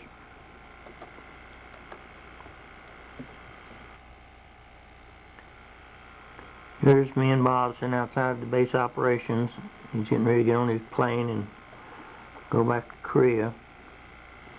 I was a little apprehensive about him. As you can see, we had the new Ike jackets in the Air Force. Just changed over to Air Force blue. Bob's Army jacket, they still had the long waist, real long sleeves. We thought ours was really sharp and modern looking compared with the old Army. But Bob's doesn't look too bad. And here's Bob getting on his plane, getting ready to go back over there. At that time, I wasn't sure if that'd be the last time I saw him or not, so I was really a little upset. Well, not a little upset, just apprehensive. I think he was too, because we didn't know what was going to go on. We didn't know if Russia was going to step in, Chinese, or what. That's one of the reasons I wanted to get him home.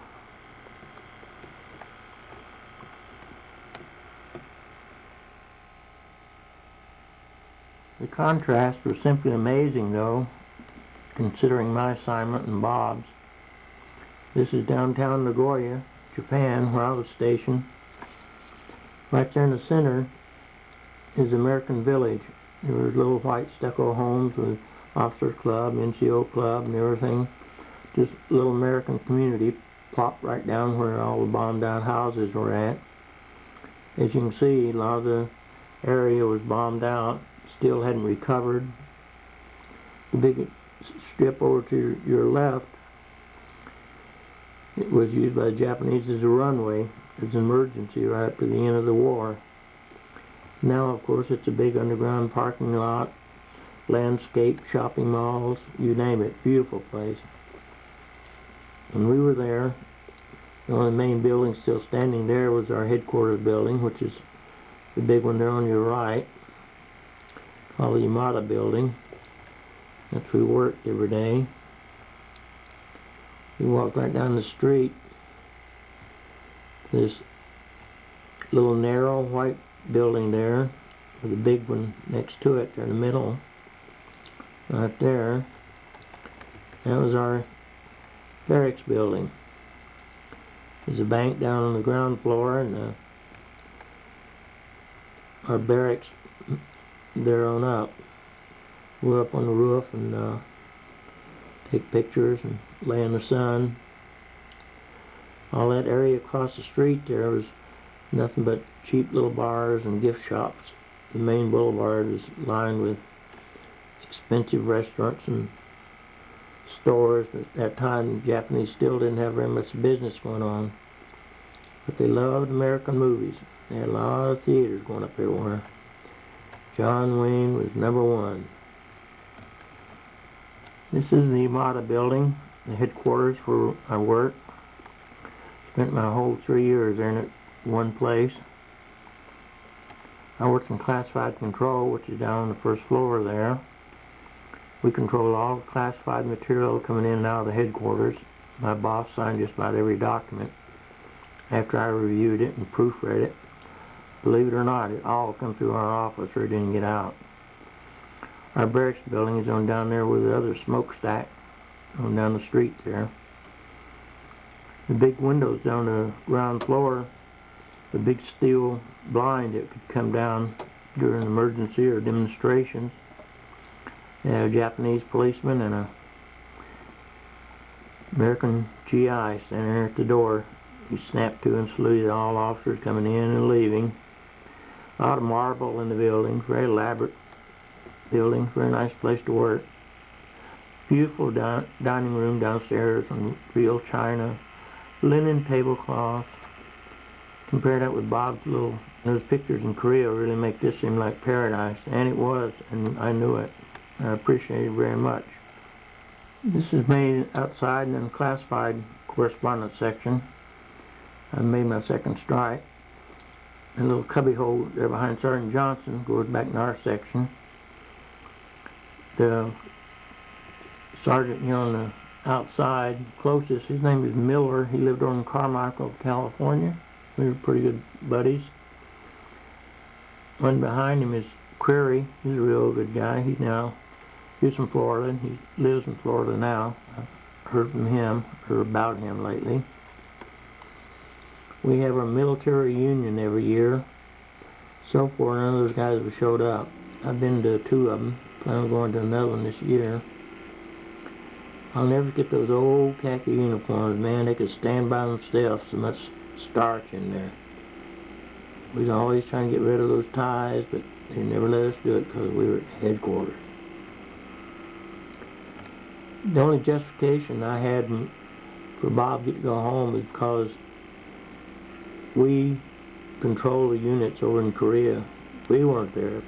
Here I am putting the general's daily diary together. First thing I had to do every morning is have that on his desk by the time he walked in his office.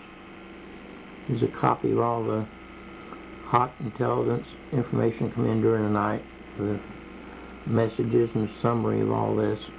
First thing he did is sit down and look at it. I was a gung-ho little guy and always had to have something to do. So at night I designed those charts up on the wall there. Got all this artboard down there, and I always loved lettering and stuff like that anyway, so when I wasn't processing classified messages, I'd work on these charts.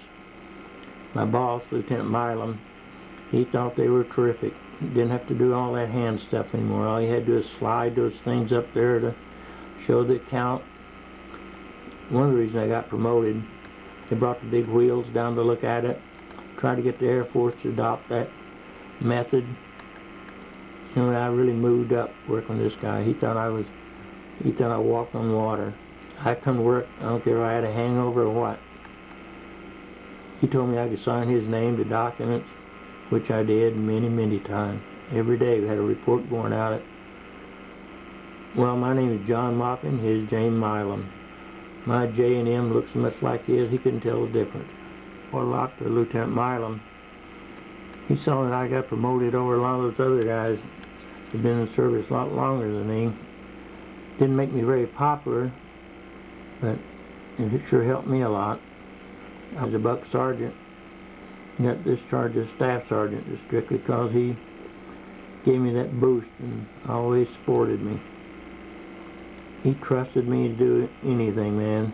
If there's anything really hot going on, he made sure I knew. When they closed that place down, he put me in charge over senior NCOs to close it down. This is a view of our cluttered up, not going mail section. I'm showing these pictures so to give an idea of where I spent 3 years of my early life, working shift work night and day there. Also, if the picture album gets destroyed, I'm going to have a copy of these and videotape. Here's my good buddy Ronnie Matz. We run around together all the time over there. After we came back to the States, he came up Citrus Heights and visited with us. We were in the same office, usually different shifts.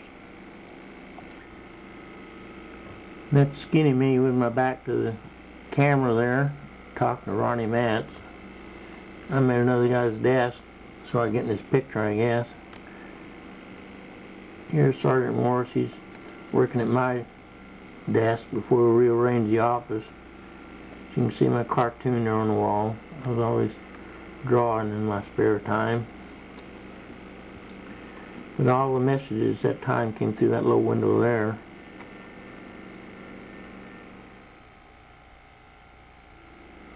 And I'm standing in the background. That's Clarence Long on this side. He was a real nice kid from Indiana. Staff Sergeant Manning's there between us. He married his girlfriend, Opal, who's a WAF there. I found out they live in Las Vegas or Reno now.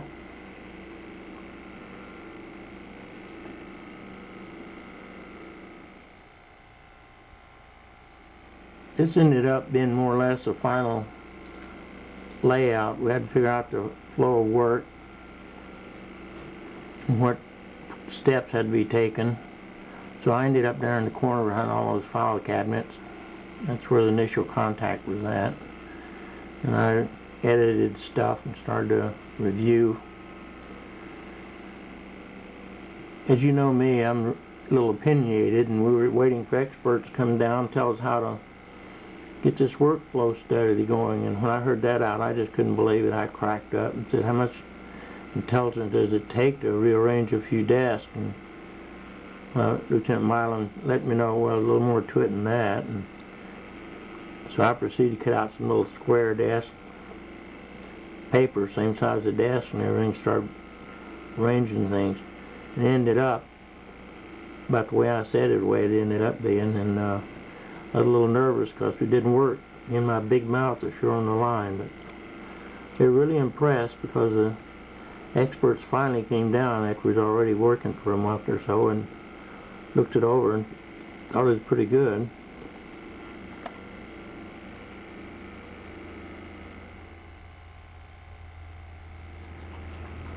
Here's a photograph of the big wheels at one of our alert centers. This is a real interesting place to go. You go up there and you could hear them actually talking to aircraft and things, activity that was going on at that time. This is where the report of a pilot who saw a UFO over Korea came in, and I got all those hot messages as they were processed, and people tried to analyze and see what was going on, but they copied him down word for word what he was saying and sent it out everywhere. In the background there is General Grant, who was our vice commander, and also he was my commander over in Germany later. And General Whalen, he's a headquarters of 4 Eastern Air Force up at Tokyo, and then General Taylor, I think he was head of all the Air Force at that time, I'm not sure.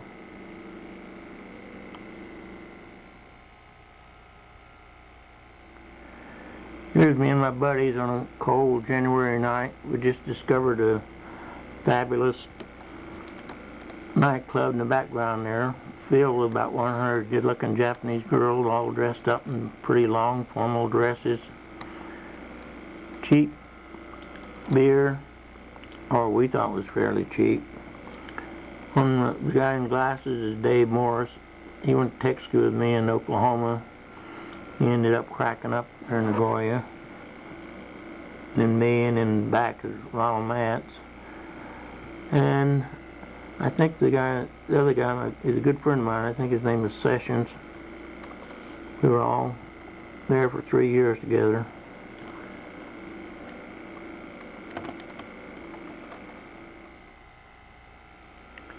Here's inside the club. Shows why we were so happy to find something right behind our headquarters building. Just go around the corner and there you were, night on the town, so to speak. Old Dave and Rui, his girlfriend. The reason he cracked up is because she wouldn't marry him, and so he tried to choke her or something, went out of his mind. Me and my girlfriend back, or ended up being girlfriend. And then David Heath is sitting there. He's from Tennessee. There's his permanent girlfriend, also later on. My girlfriend's name was Holleen. I think she wanted the name Helen for American purposes, but that's why she pronounced it and used it. We were in a dance contest this day, and believe it or not, we come in second or third jitterbug contest, and the winner was a professional dancer, so we did pretty good. But when we jitterbugged, they used to clear the floor for us. She loved the attention also. She really liked my jitterbugging while dancing. Here's a picture of Holleen on her Oriental night, I guess. You had to pay these girls to dance, real small sum, of course, so regular boyfriend usually sit upstairs or somewhere out of the way and drinking a beer while she went and tried to make her dance money. She'd usually come up and sit with you if she didn't have a customer. Never got jealous because you knew it's strictly business. She had to live some way. If she didn't earn it that way, she was going to try to get it out of you. Another picture of Holleen. Her real name is Hideko. We really got along pretty well, although I really wasn't in love with her. I'm convinced she was in love with me or cared quite a bit about me. At that time, I didn't believe so. Here I am clowning around Ron, and the girl really was crazy about him. She really fell for him and used to cry every time she'd see him because he didn't talk to her anymore. Here's me and Hideko and buddy of mine, Minnick. When I left, I joked and told him, "You better go over and get her. She's a good girlfriend." And in fact, he might have done it for all I know. But she wanted to get married, come to the States. Her sister lived in Pennsylvania, married to a wealthy GI. But I couldn't see that. All I could think about was Peggy. In fact, she knew all about Peggy.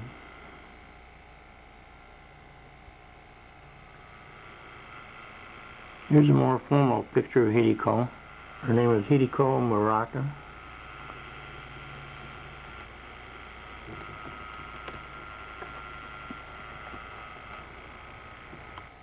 Here's one of her little school pictures. She was in high school.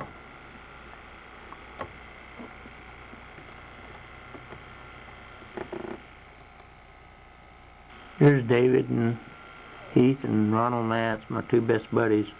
We're down the street in the headquarters building having a beer at one of the local restaurants. And these girls always get so shook up when we'd come in because they weren't used to Americans coming in there. But they'd really get excited. I don't know if they thought we were going to kidnap them or what, but they really I think they got a thrill out of it. But we used to go in there and try to flirt with them and tease them. Gateway to one of the shrines. Ronnie Mance and I rented bicycles one day and went riding up to the docks. We didn't realize how far it was out there, but we got quite a workout. We had a good day visiting. Here's Ron.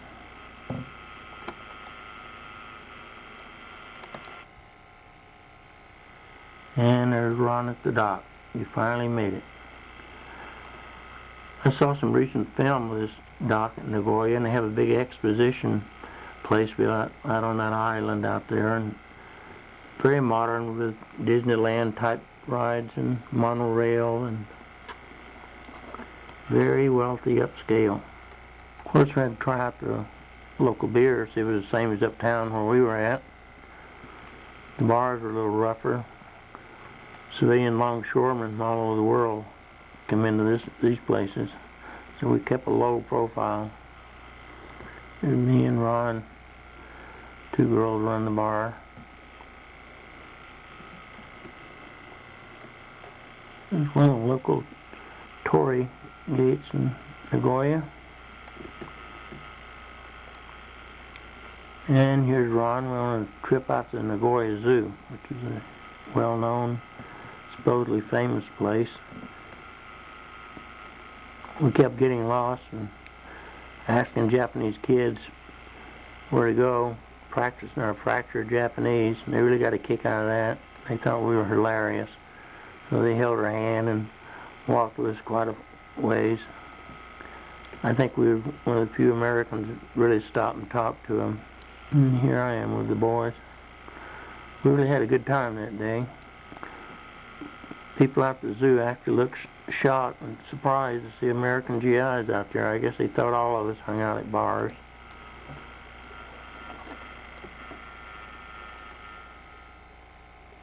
I don't know why the Japanese think we all hang out at bars, just because every time they saw a GI had a drink in his hand. I don't know.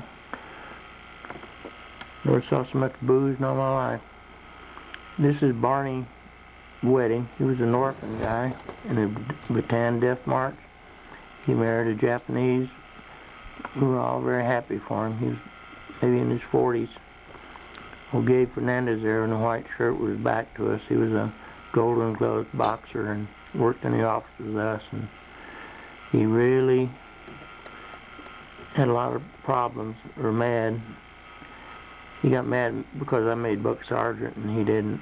We ended up going to Williams Air Force Base in Arizona together. He would talk to me there, but not very much. He was still jealous because I got promoted and he didn't. Here's a picture of three of my good buddies over: Jack Minnick in the brown sweater, Peter Traficanda in the middle, and Jack Waters. They're real good buddies of mine. They all worked on different floors in the Yamada building and had to bring stuff down to me every day going in and out. So we worked together and also run around together. This is a squadron picnic out in the park. It was a wild event. Well, actually it wasn't a wild event. George Fusler there on your right facing the camera, he's a good friend of mine from basic training days. And the man in the middle is an intelligence officer that George worked for. They were coming through Nagoya on one of their trips and they came by to visit me and they went out to the party. I forget that black guy in the back's name. He used to joke about being the token black guy in the headquarters, and actually he was more or less true. There's only about 3 in the whole headquarters building.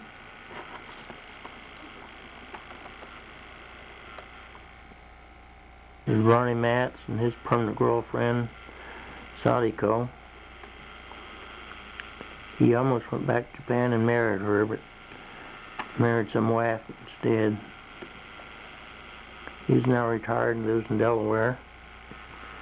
Beautiful wife.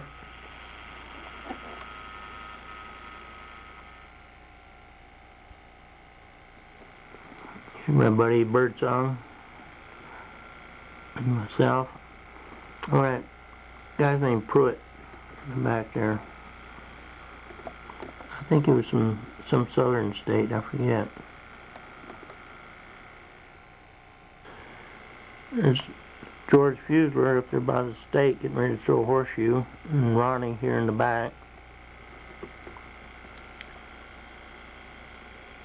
There's Mike Bateman, there's a tall guy, good friend, good basketball player. And Ritter getting ready to throw. They kept razzing me so much about not playing, I finally had to jump in and show them how to do it. They were surprised I knew how to play horseshoe.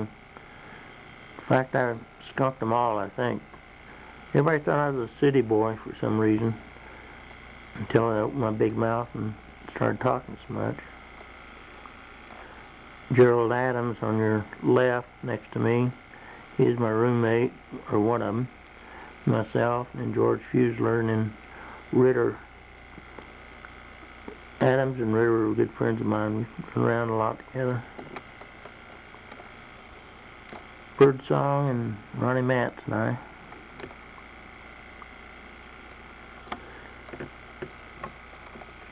So Harity and some of the guys getting with it. And one beer too many or just getting started. The WAF squadron had just arrived in Nagoya, so it was unusual having all those American gals around, and they weren't quite used to it yet, I guess. But this old lover boy, he didn't waste any time. I forget his name now, but boy, he had a different WAF by every other 2 days. He had a real quiet, smooth line. It really...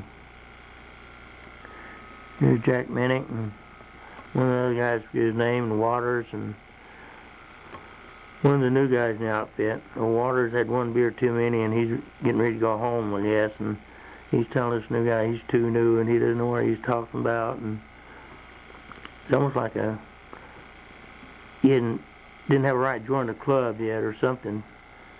Anyway, he had been a pretty good friend of ours. So Water just had one too many.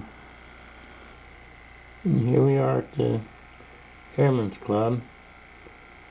Since we were in a city and at a headquarters, we were very lucky. We had one of the few big airmen clubs, like an officer or NCO club in the Air Force. Every Sunday we had 5 or 10 cent beer. We really had a ball down there. It's me sitting in a white jacket and Ron Matz next to me and old buddy in Kusai. It was a lot of fun sitting there in the uniform. I forget the new young guy there. Down on your left, peeking around the corner there, named Harlan Godfrey. And when I got over there, everyone mistook me for him. We were supposed to look so much alike. I never did think so, but neither did he. But he visited me in Sacramento after we got home. There's a Ron stamp in the back. I forget the other guy's name, the other 2 guys. Dave Minnick on your left, and Harlan Godfrey. And I don't know the other guy, myself, and Ron Matz, and Ken Kusai.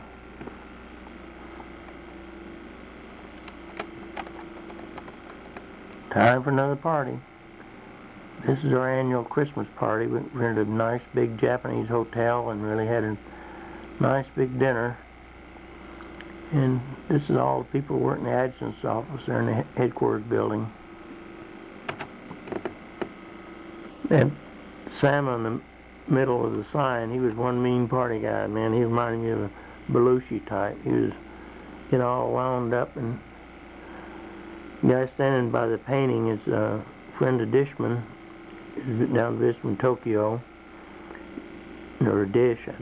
He's standing back there in white shirt. Alan, his black guy, was in the back. He was another one of our token black guys, I guess you call it. There's Osama and Long in the back, listening to Suzuki, the Japanese file clerk.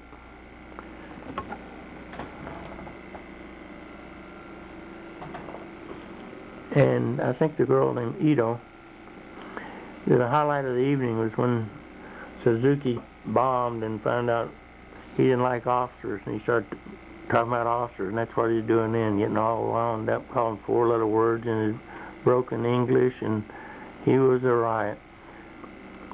Some of the officers pretend not to hear him, but he was really going on. We never heard him say 6 words, I guess, before. That's why everybody looks so shocked and funny. Dish and his buddy. This one's almost faded out already. Hood in a check shirt. And Clarence Long and with a drink. And Rosalind Heine, the WAF, worked in our office with us.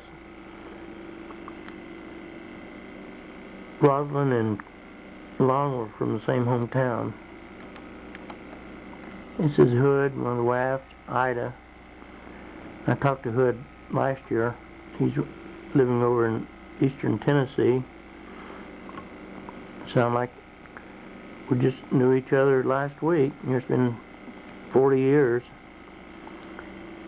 I tried to get him to go to the reunion at Williamsburg, but he couldn't make it. Maybe he might make it next one. It'd be nice seeing him again. He was really one good kid. Hood, Dish, Rosalind, and Hall, and Osama, and Allen.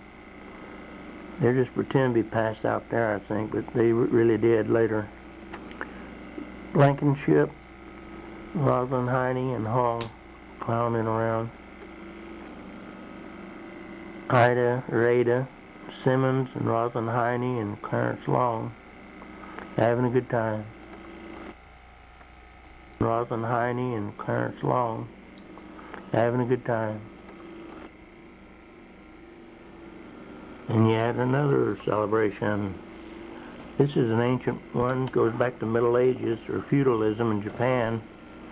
It's a fertility festival where they carry the symbol from one trophy to the, or from one shrine to the other a few miles down the road. I don't recall the two wafts in front's name, but that's Rosalind by me. Here's the fertility symbol, so to speak. It is one huge wooden penis. I don't know how many hundreds of years old it is. Even some of the Japanese wish to do away with this old ceremony because it really goes back. But the god's supposed to have made the earth fertile so everything could grow, and this is the old farmer's celebration of that fertility. You see, it's quite a big carving, very realistic looking, and gets a big turnout. A lot of people were already packed around the place by the time we got there. The local young men excused to drink sake and get loaded. They were running around these small phalluses in their hand, had them tied to their belts. They were pretending to jab each other with them, saying things in Japanese, and clowning around as usual. I think a couple of scuffles, fights. These women dressed in traditional kimonos, they carry one of the smaller symbols in their arms in the parade. And here's a local Shinto priest, I think it's Shinto, getting ready to start the ceremony. Another shot of him going into the shrine, getting ready to begin. From the expression of the participants, they take it very serious. They don't see it as a frivolous holiday or event.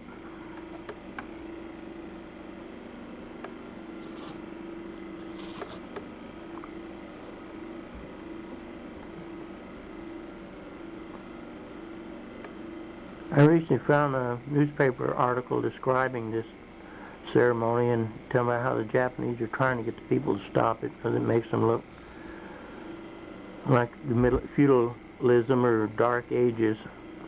But I think we should keep traditions and customs like this. There's nothing wrong with it. Of course, I prefer they were Christian, but at least they're practicing something they believe. In the back is a huge flag that's many, many years old coming down.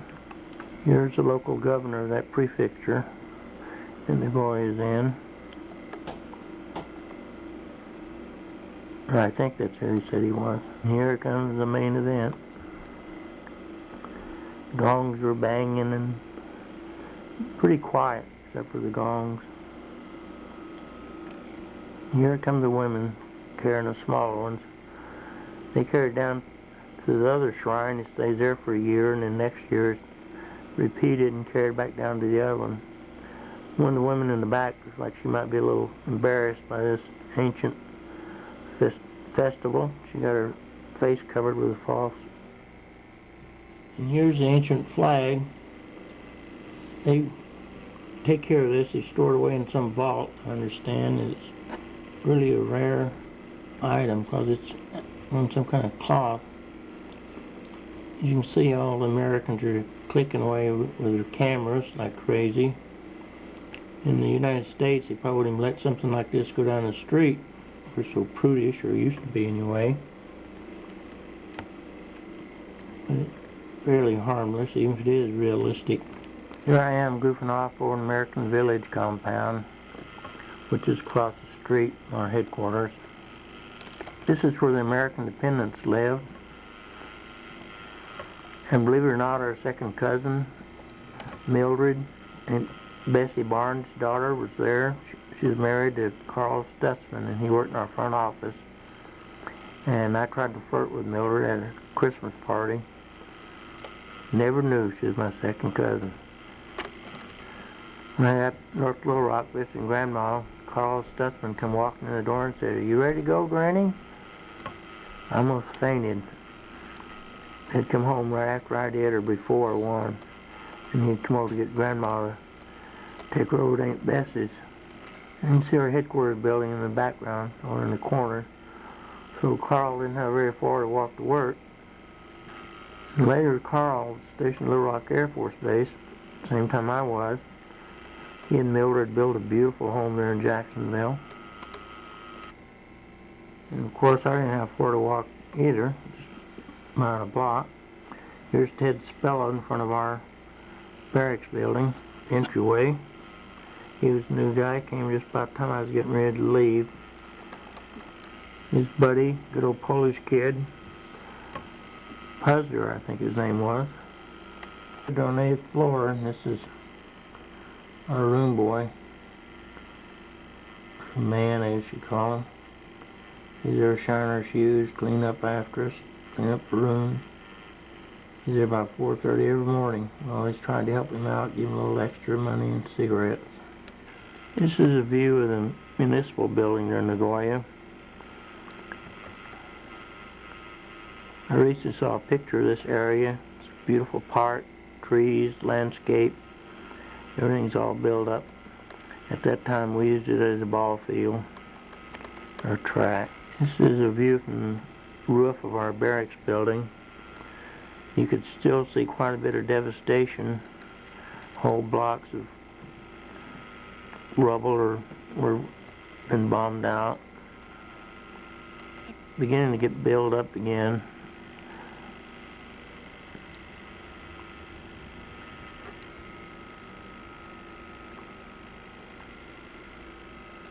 This is a rag man that went along picking up cigarette butts and things, and there was an article in the paper about him where he was a Japanese millionaire.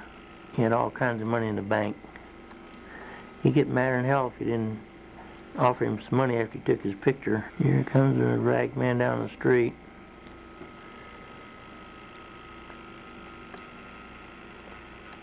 Here he is taking a break from our barracks, Sumitomo building. And as you know, that is a bank building. Now they're all over the world. Isn't that ironic? At that time, no one ever heard of the Sumitomo Bank.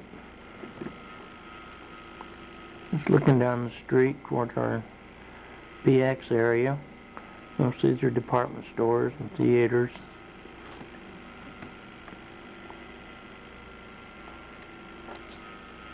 This American BX is down about where the tower is at. I think the Japanese had the building on the corner. I'm not sure. It might have been American. View from my window, looking down that area. This is a torii on the way to the Nagoya Castle. Nagoya Castle was famous. During the war, the Japanese stored ammunition there. We dropped leaflets telling them if they didn't move it, we were going to bomb it. The Japanese didn't believe our intelligence, or didn't believe us, so we dropped a bomb on it and practically blowed the whole thing apart. They were just beginning trying to reconstruct part of it when I was there in '53. We had a dark room on our floor for hobby photographers. I developed a lot of these pictures in my spare time. That's about all I did. This is one I took over the wall, the old tree. Here's the workers working on the wall. They're restoring the castle. Some of them didn't want their picture being taken, apparently, so I apologized, and they got friendly and tried to kid around with me, and what they were doing is trying to dare each other, ask me for a cigarette. But I like the Japanese. They're a hard-working people. They remind me a lot of Arkansas people. These little castles you see are not the actual castles. They were just part of them. Maybe some of the families lived in, and the guards maybe lived in some, and they were usually the corners or around the walls. The main castle has now been rebuilt. This is just part of the complex. It's very pretty around there when the fruit trees are in bloom, springtime.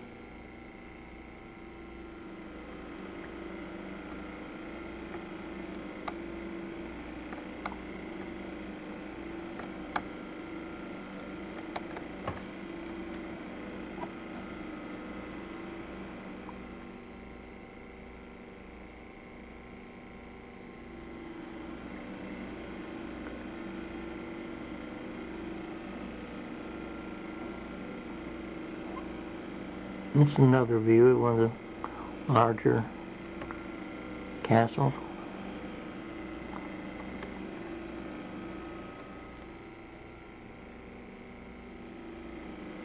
This is a street scene down in the ancient Geisha district in Nagoya. All these are entertainment, very expensive places. Poor GI didn't go down there except to take pictures and walk around.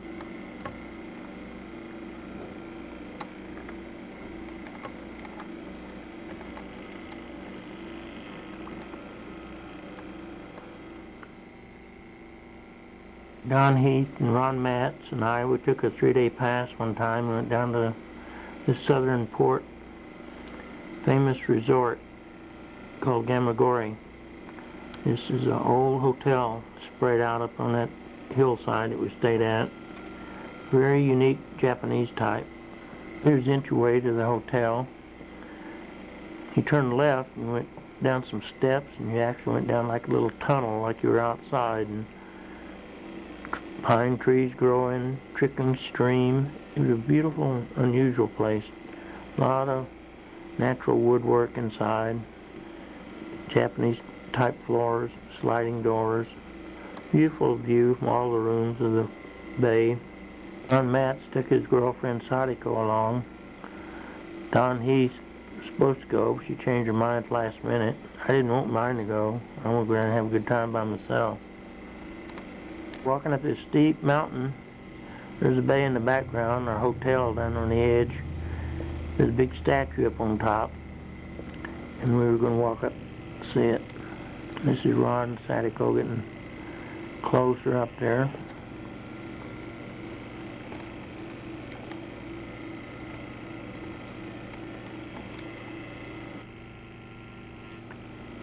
And here's Sadiko at the top.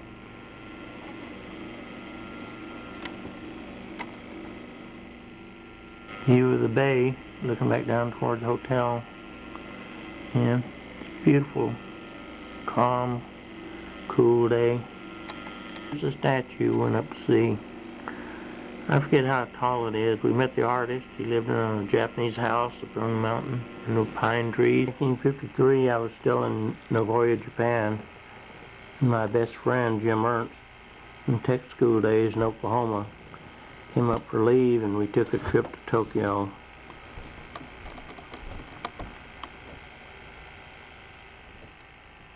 Picture of Jim standing in one of the gateways to one of the buildings around the moat, an imperial palace.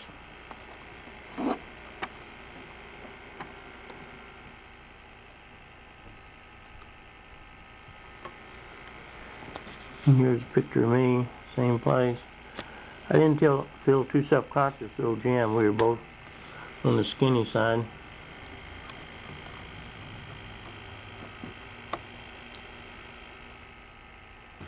This is one of the bridges going over the moat into the Imperial Palace.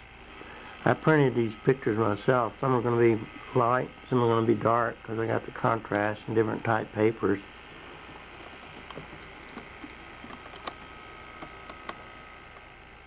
Another bridge. Also, it was rainy weather that day, so sometimes the sun was shining real bright. And it was really overcast and dark.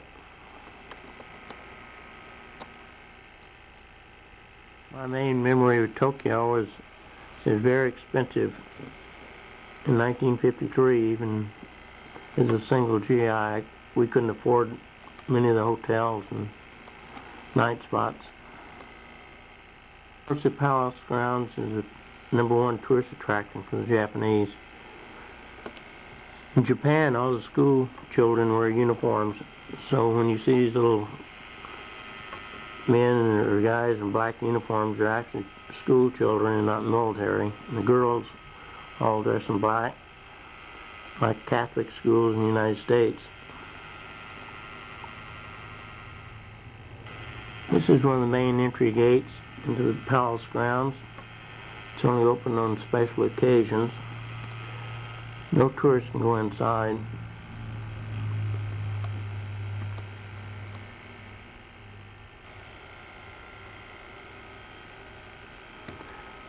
I like this shot I made with the difference in texture and the contrast for the gate here in front, the wrought iron fence and the bridge.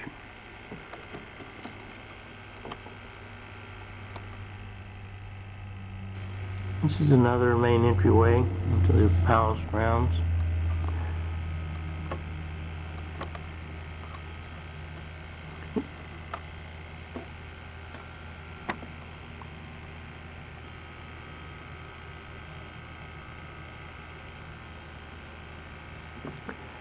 This picture's so large, that's the only way I can show most of it, is slide it through here. I like the shot, but I should have printed a little darker. So this pine tree going up over the top, it really makes a good composition.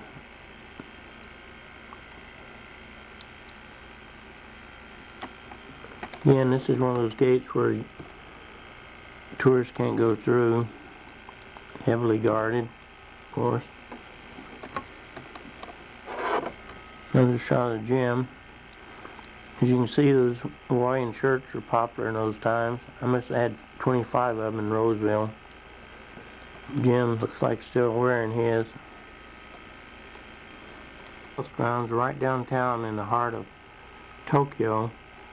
And I don't know how many acres they cover, but it's very extensive, and the moat goes completely around it. So it's quite a ride, or a walk, getting around the place. So to get around, we rented these little pedicabs. And here I am, ready to go, riding style here. My feet were getting tired already. Here's old Jim and his pedicab, we're ready to roll. Jim's from Oklahoma, so we really had quite a bit in common, me being from Arkansas.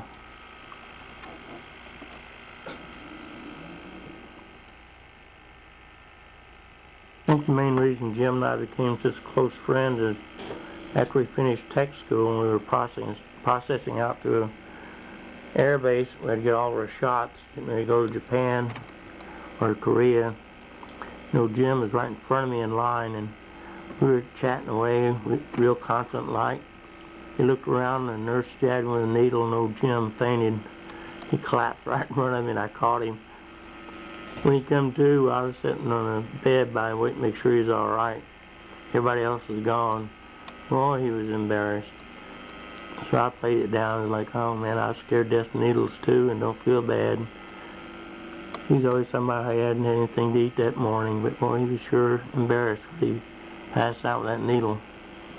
And boy, that shot they give us is one to knock you out. Tetanus shot's nothing to laugh about.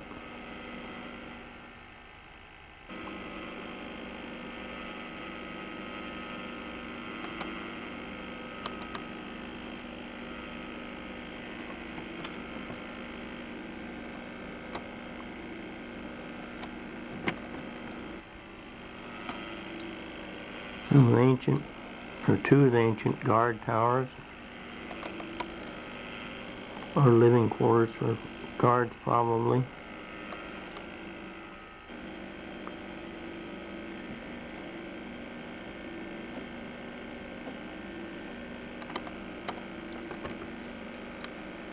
Couple of spots where you can look through the old moat and the wall into the palace grounds.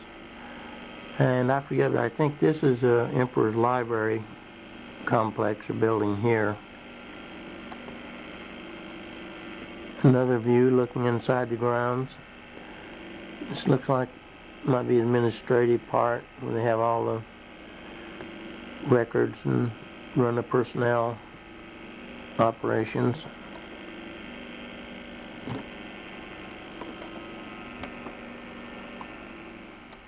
This is a monument to one of the Japanese heroes. Sorry to say, I don't remember any of them. Another monument to the heroes. This one looks like it's back in the old Shogun feudalism days.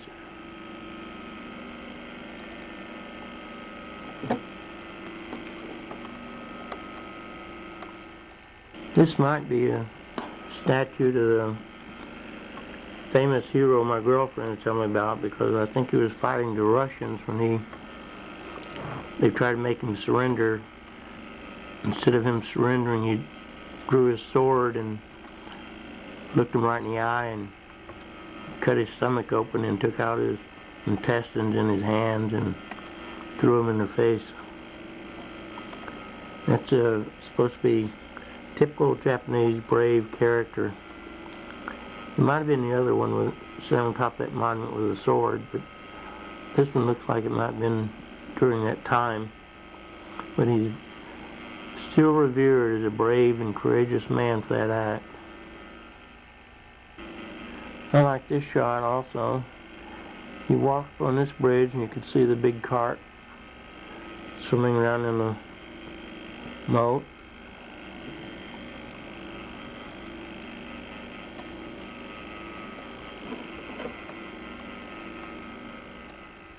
Shot gives you an idea of where the complex is located.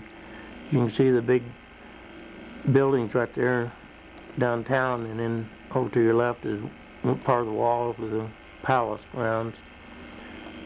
Most of these buildings downtown like that are occupied by the headquarters of 4th Eastern Air Force and other units. This is a view of the Japanese Diet building in the back, or like our House of Senate or Congress, I guess you'd say. And I'm taking a break. Here's the entryway to the pagoda or place of worship. This is where the emperor goes himself. It's the world famous one you're always hearing about. Of course, the Japanese favorite symbol is a flower chrysanthemum. That's what those emblems are on the canopy there.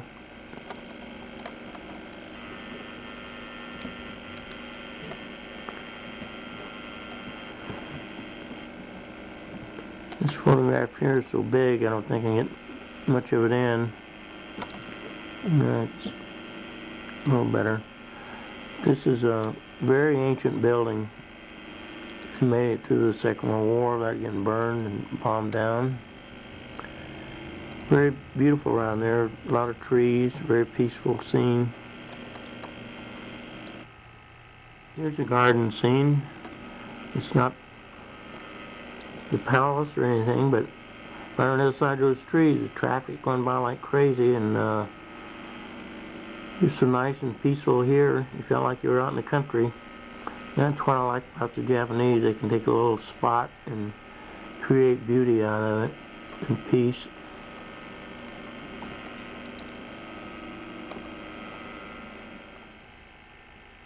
This is one of the buildings where the General MacArthur's headquarters is at, downtown Tokyo. My good friend George Fusler in Louisiana worked there for his part of his tour. Then he was out at Johnson Air Base, I think, near Tokyo.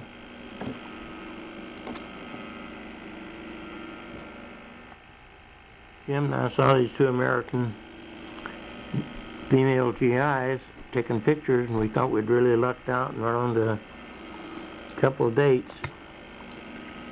They wouldn't even talk to us. They weren't particularly thrilled about seeing another American anyway. They were all over the place, of course, but we didn't even get a chance to flirt.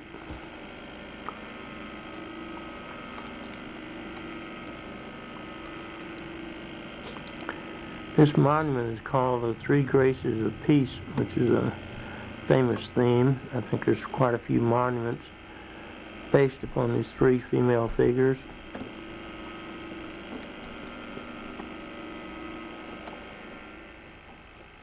The new Japanese Constitution outlawed war, armies, and their vow was for peace from now on. So I think a lot of them really mean it. If they rearm again and become dangerous again, it'll be Americans' fault, because the Japanese, I think they had enough.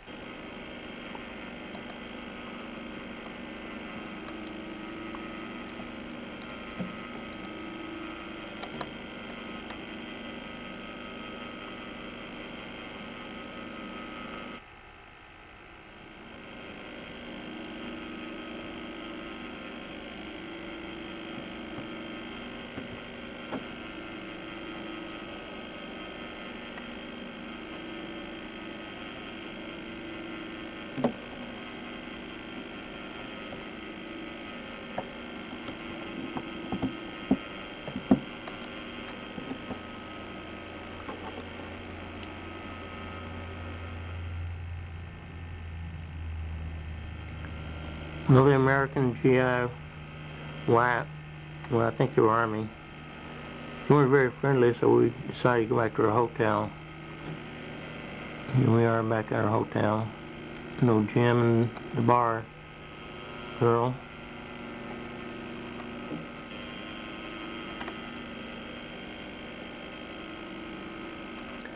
This is a view from our hotel room window. This is out in the outskirts of Tokyo, where the price is a little more reasonable. Jim and one of the bar girls. Well, Jim was quite the lover boy. Jim having a good cool beer after our extensive walking. As you can see, the Japanese beer, really big bottles. They have some of the best beer in the world, though, once you get used to it.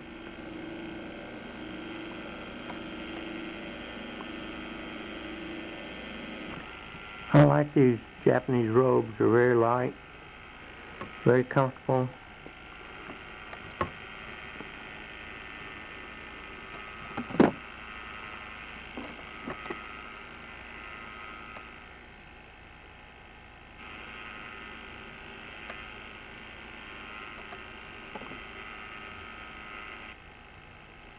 I always like this shot out by the little fish pond out behind the hotel. Very small yard.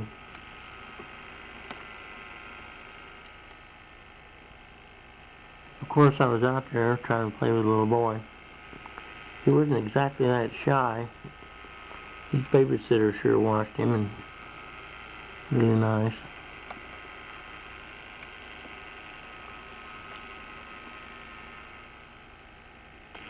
He was the hotel owner's little boy.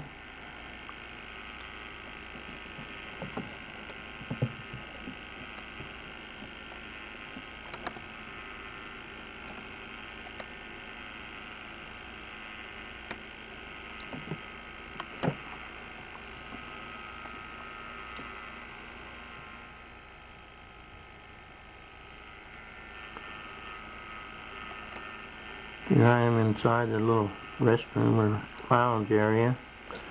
believe it or not, we sat around and read a lot, took it easy, because we had both been working very hard for a couple of years, had a good break.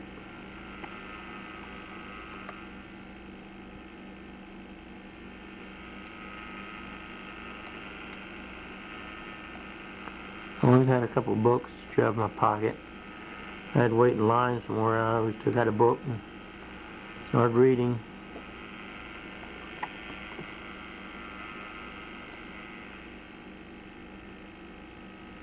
Here's Jim out by the fish pond.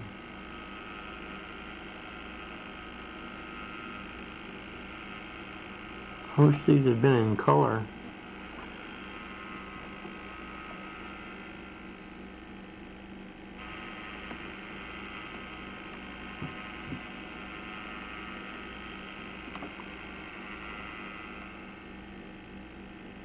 Here I am back in Nagoya, Japan. Went over on a visit to Ron Matz and his girlfriend Sadiko, new apartment. Brand new building put up. They got a nice little one bedroom with a little kitchen privilege. It was really nice. Cold, windy day that day. And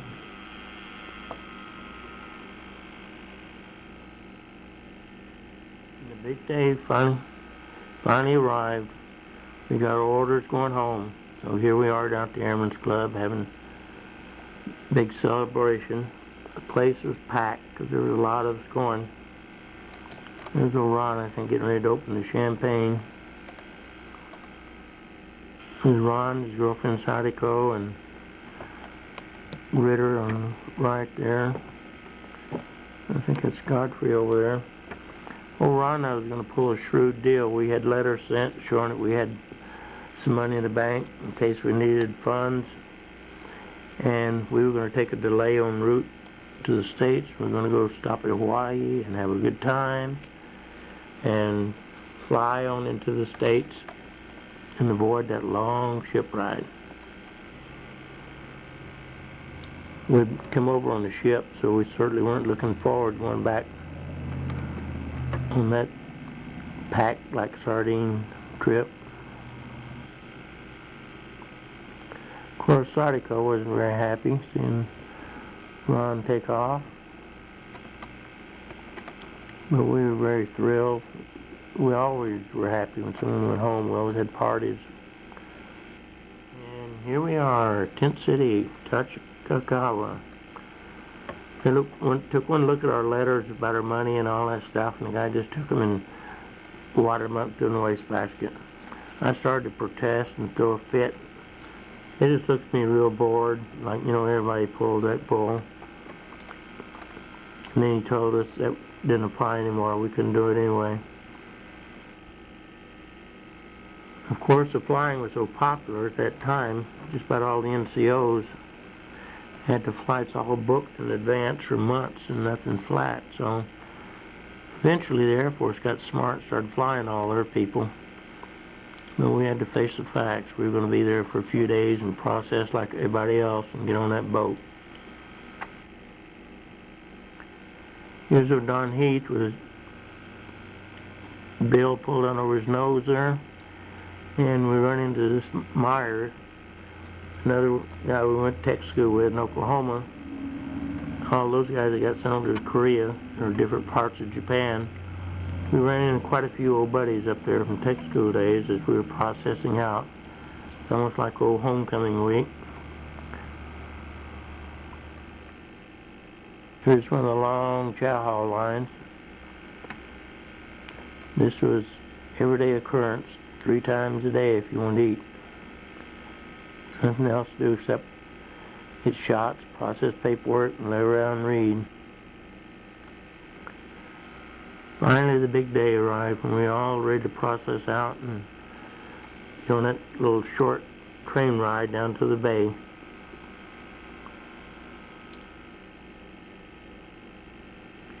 And here we are down at the port, getting ready to get on the boat.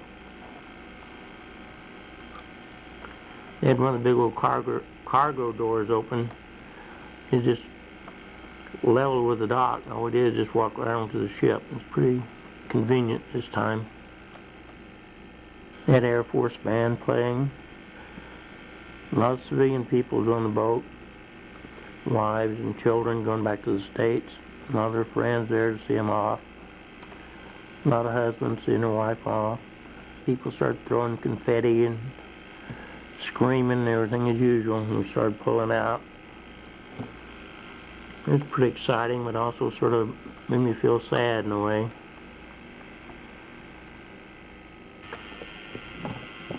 I guess I felt sad and nostalgia because no one was yelling, "Bye, John. See you, John." Well, I was sure glad to get out of there. Shot of the bay and the big ships waiting to get loaded up or take off.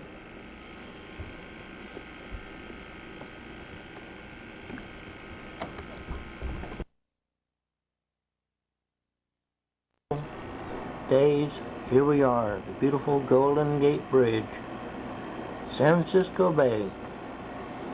All at once the world turns into Technicolor. And we're all home again, free at last, free at last. Boy, what a happy day.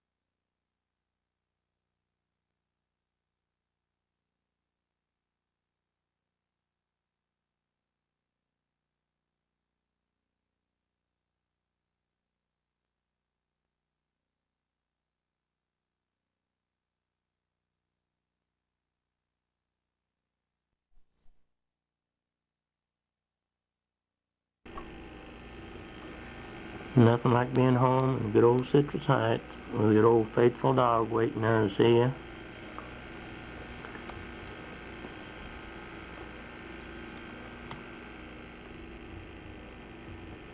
After being home for 30 days on leave, I reported into Williams Air Force Base down at Phoenix, Arizona.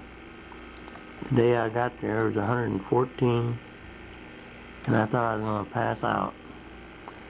Of course, it's dry heat, easier to take. I was hoping I would have got Mather or McClellan, someplace near home. So I didn't like this assignment well. Never did like desert country to live in. But I was assigned to a hospital unit in medical supply. Had a terrific boss. Everybody in the squadron had a lot of support trying to get me promoted while I was there. The final 2 years in the Air Force, well, year and some months.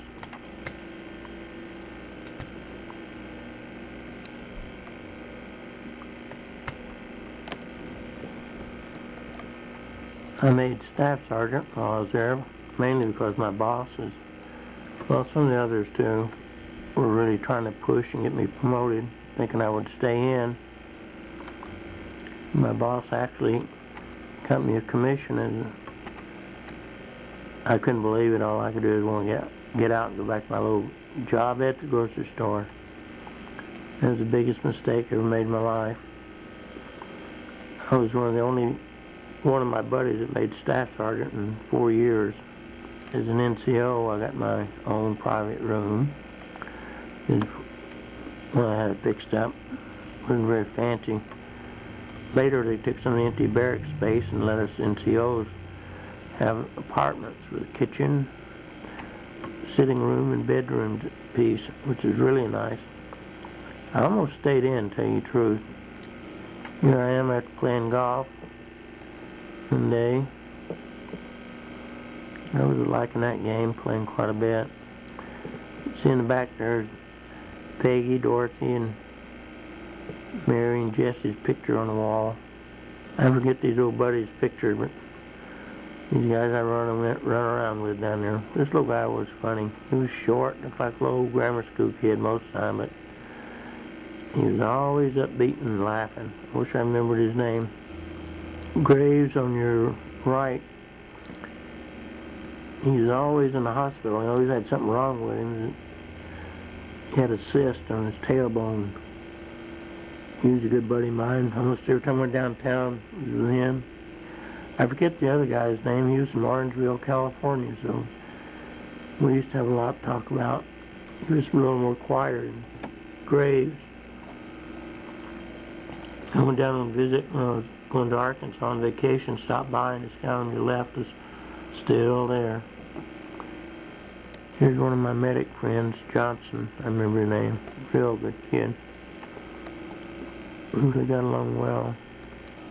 What I didn't like about being NCO, I was out there constantly in charge of some detail, making sure the airmen were cleaning up the barracks and watering those stupid bushes.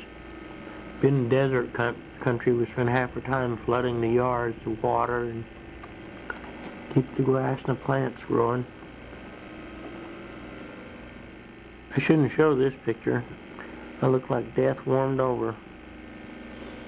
We'd gone out the night before and had a really wild party, and we got up. Well, I don't think we'd been to bed then. It's getting daylight, and we're getting ready to leave. It was Shipley there in the shorts. He later came up to Orangeville to see me and Bobby when he got discharged from the Air Force.